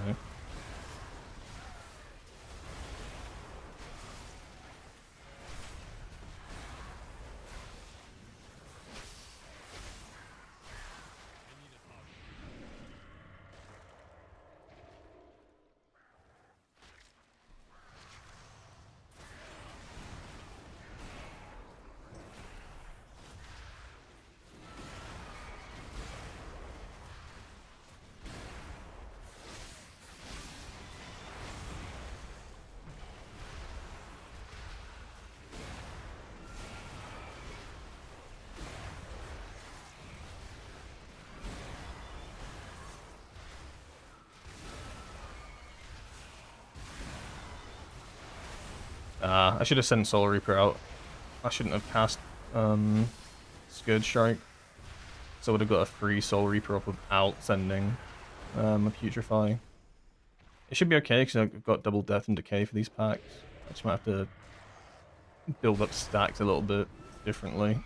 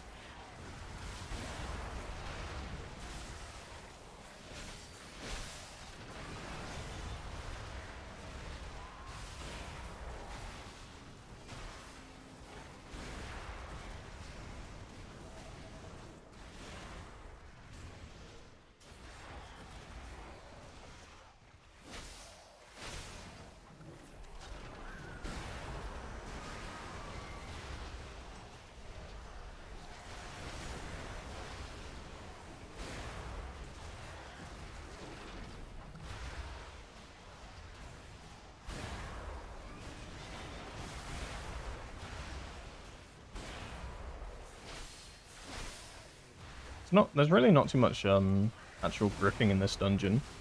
I kind of like some dungeons you like spend like half your time just spam gripping things. This one, everything kind of sticks quite close. There aren't actually that many casters in this dungeon.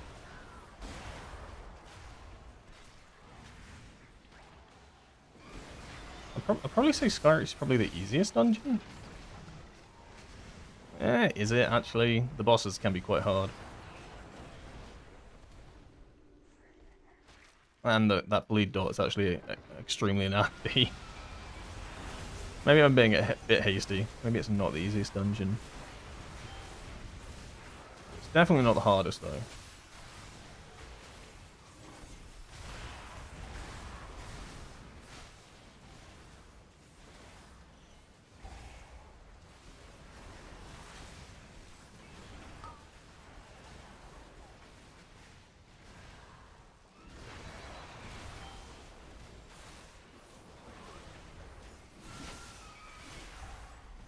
I mean, I'd love to soak this. Please don't stand on it.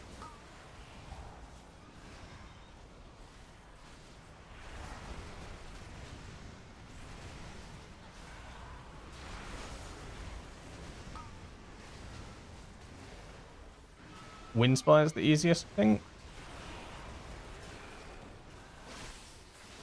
I don't know. Windspire is pretty nasty.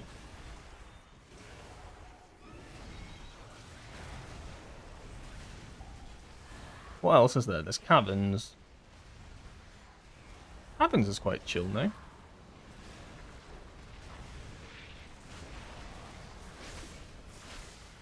Maybe it's Academy, actually. Like, what are you wiping to in Academy?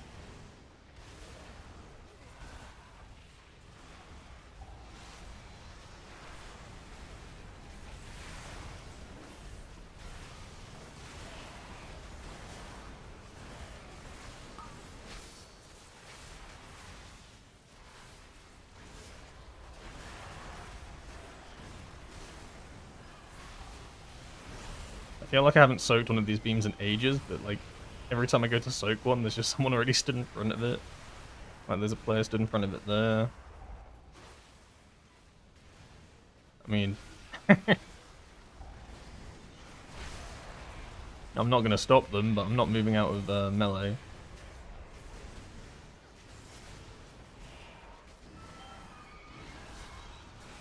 What do you mean? Why is my ghoul dead? What do you mean?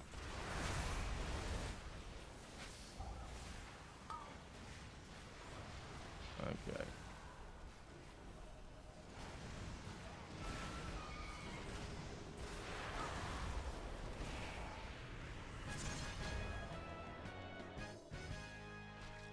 Probably should have sent Dark Transformation there because I'm going to have to hold anyway. I definitely should have sent it on that boss.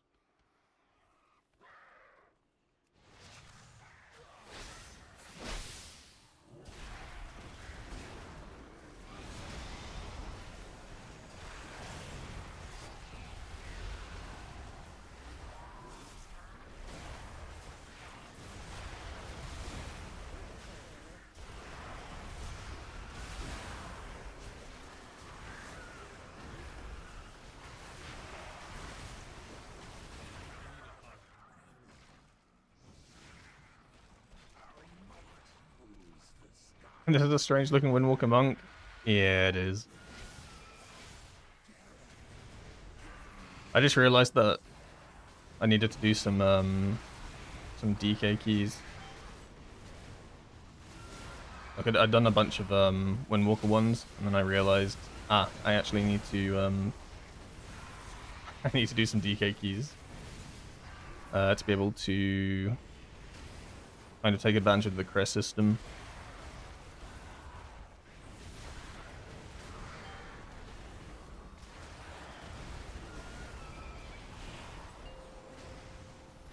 Alright, let's try actually go behind the pillar this time. That'll be smart.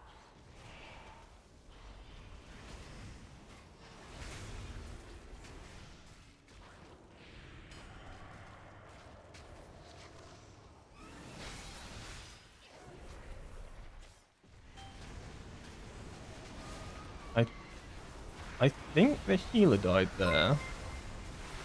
Well, I know why they died. They died Paddy because Milk is now if you're the following. first person to get to, like that, you're the closest target to the boss when you come out of the pillar phase. He will target you, and the tank typed Bloodlust in chat, which I think delayed him actually getting getting to the boss first. So the healer was the closest target, so the healer just ended up getting one shot.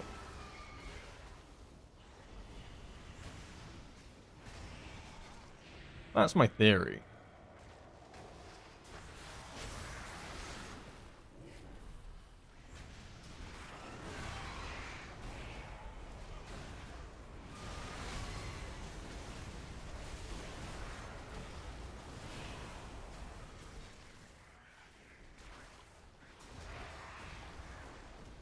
What is going on?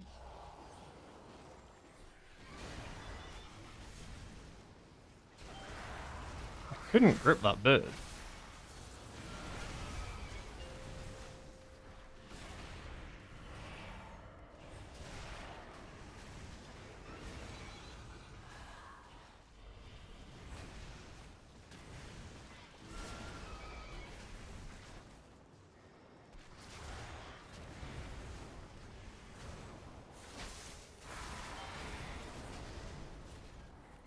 Haven't played since Dragonflight.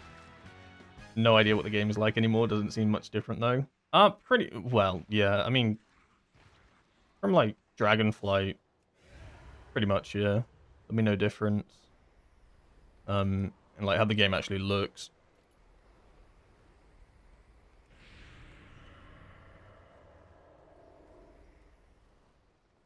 Pretty much like all the systems in the game are pretty much the same as what they were in Dragonflight. I mean, right now what they end up doing every season, because they've split the game into seasons, is they bring back old dungeons. So you end up just like playing half of. Basically, they'll release like 8 dungeons each expansion, but you'll only end up playing like in Mythic Plus 4 of the new ones each season, and then they just bring back 4 old ones.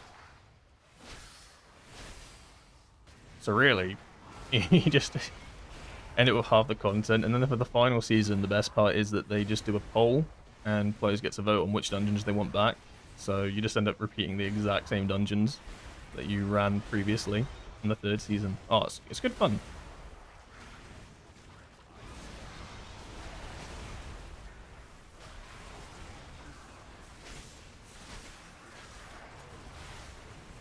Yeah, I'd say 3rd season definitely the easiest season to create burnout, I think.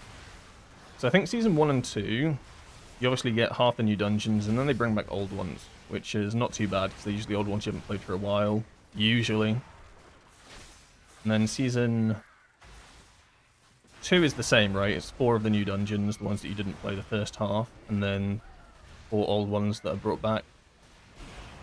Then I think the issue is then that you basically the final season is then old, and players decide on which dungeons they want back, which is fair. But it's basically just stuff that you played that expansion already. But no, the game looks exactly the same. Like they tried to get rid of at weak auras and stuff, that sort of jazz, but I mean, if I like showed you my UI in comparison to the last expansion, you probably say that the UIs look almost identical. Did they make the gauntlet even more annoying? I don't know if it's more annoying, it's definitely as annoying.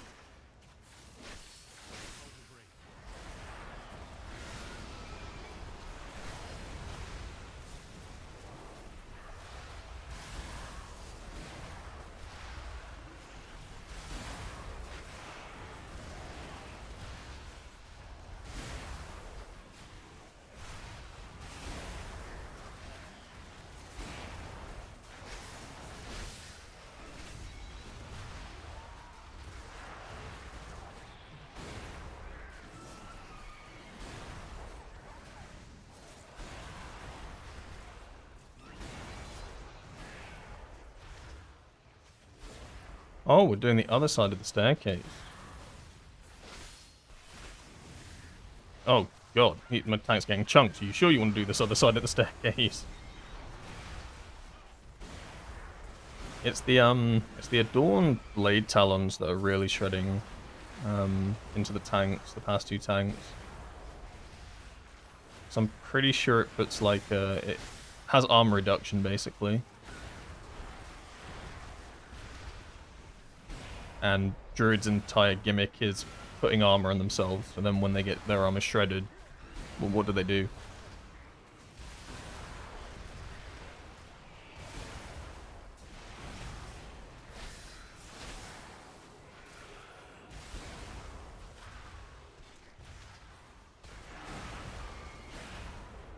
I see a bunch of high-level keys taking Org Voker. Is it still a decent class to run in keys?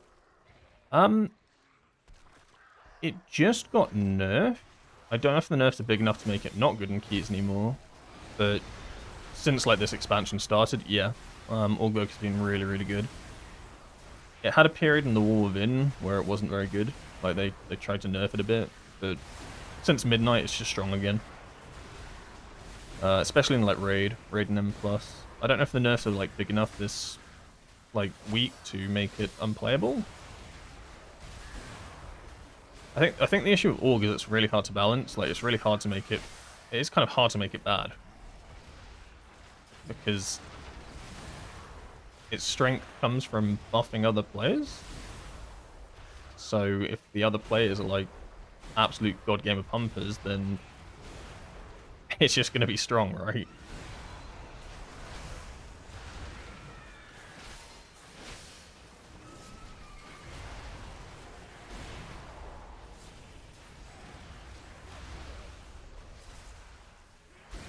But you brought a lot of them to raid this tier because hunters were extremely powerful, and so you basically just you ended up having the orgs buff the hunters. Hunters were already like stupidly broken, and then all the orgs would then just buff the hunters, and it would just be this massive like pylon funnel damage.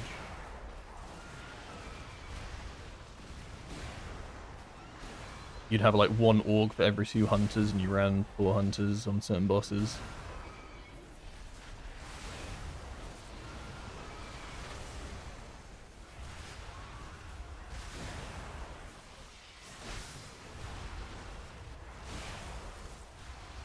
The utility is also just amazing.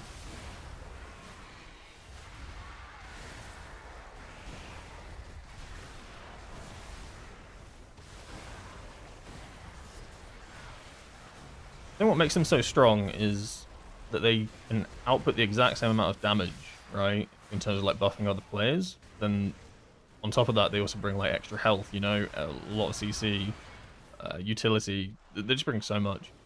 Like, how do you balance that? Like, you either turbo nerf their damage, and then, okay, then you just don't bring them.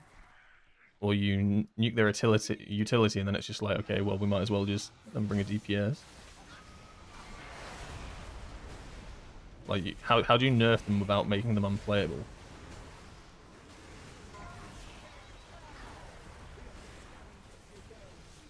Also, I think going on your mount as DK should stop you getting gripped by the bird, because mount literally makes you like immovable. You cannot be targeted by movement impairment, except for this bird, which apparently can.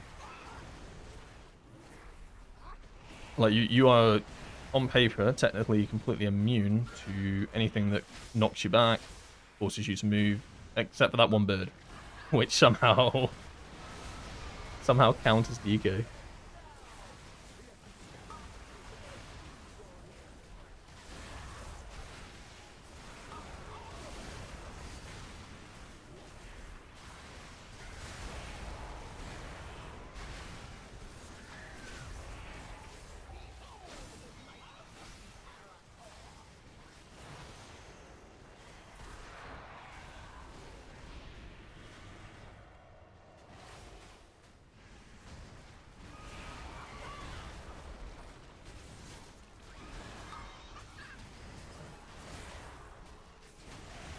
Insane defensives and a cheat death as well. Oh yes, of course.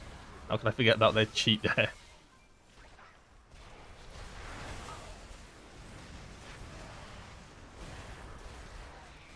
Yeah, just in general, they're just very, very, very strong. So the only like they're either overpowered or just unplayable.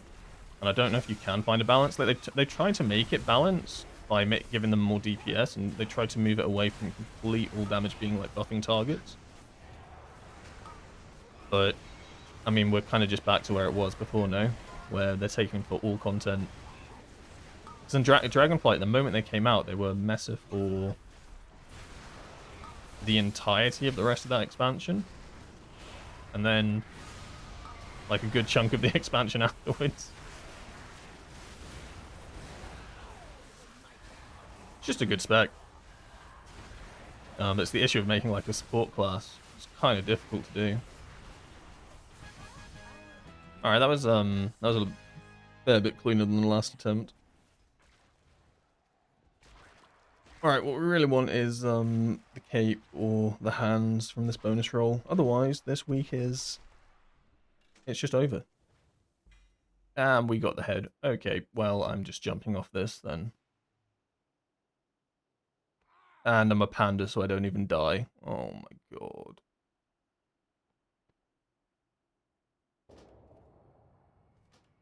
Well, that's sad. I'm glad I played my DK. Oh, I'll just have to get the bonus rolls next week and hope for it. Yeah, not too bad today. I mean, we managed to get a few keys done on the Windwalker, but there was a fair bit more like depleting today than the past few days. I think that's going to become more common. Like the higher keystone you get, the more likely you are just end up like depleting a key, right? One wipe, one misstep, the entire key is just over. So that probably will come more likely. Yeah, pretty good fun. I might do more DK keys next time, but I think what I want to try to do at the start of this season, well, I say start of the season, we're already 0.5, aren't we? Almost 0.7, but try push as far as I can on the Windwalker realistically, and then see if I can just overtake that with the DK, with like, see how quickly that is to just easily overtake it with a DK, just to see the difference. I already know the results, it probably will not be that hard. I forgot bonus rolls were a thing. Yeah, they're pretty useful.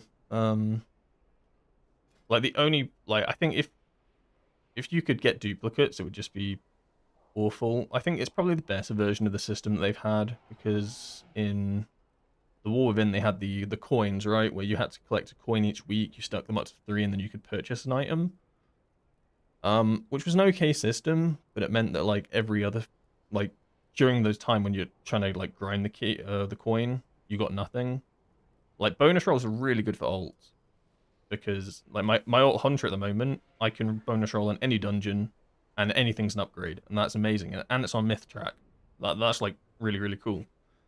It only feels bad on like a character like my DK, which I'm looking for like 1 or 2 items, right? So, but like leveling up a character on an ult or having characters that aren't fully mythic tracked, like it's an amazing system. Like you can get 2 pieces of mythic loot each week if you are lucky or you go to the right dungeon. That are actually useful for you. So I think it's a really good system. Hopefully they keep it. I feel like it would be rough if they then went back to like the coin or something, because then it's like in comparison, that kind of sucks. Obviously it feels bad not to get a piece of loot that you want, but the fact that, like, how many have we had now? We've had 6, like including this week. So essentially, like a fresh player or a player that doesn't have mythic gear has essentially has been able to get 6 pieces of loot just by bonus rolling. It's a nice system. You can't duplicate on bonus rolls? No, you can't. There was a bug when they first came out where you could, but they fixed that. But no, you can't duplicate. So that's also like another benefit of it, right? Like let's say you are just like me right now. I'm looking for this cape and I'm looking for this these hands. Well, because I got the head and the trinket this week, I can't get them next week. So now I have a 50% chance of at least getting one of those 2 the week after. And the week after that, I'll 100% have been able to get all of, like, both the items that I want. So, like, it's good for, like, actual target farming as well. But yeah, that's going to be it for me today. Thanks for watching, tuning in. I'm not sure when I'll next be on. maybe later in the week, maybe Friday. It's Wednesday today, innit? I don't know if I'll be back tomorrow. Yeah, hopefully catch you then, and we'll do some more Windwalker keys, more focus on the Windwalker, I think. Yeah. All right, have a lovely evening, and I'll catch you in a couple of days.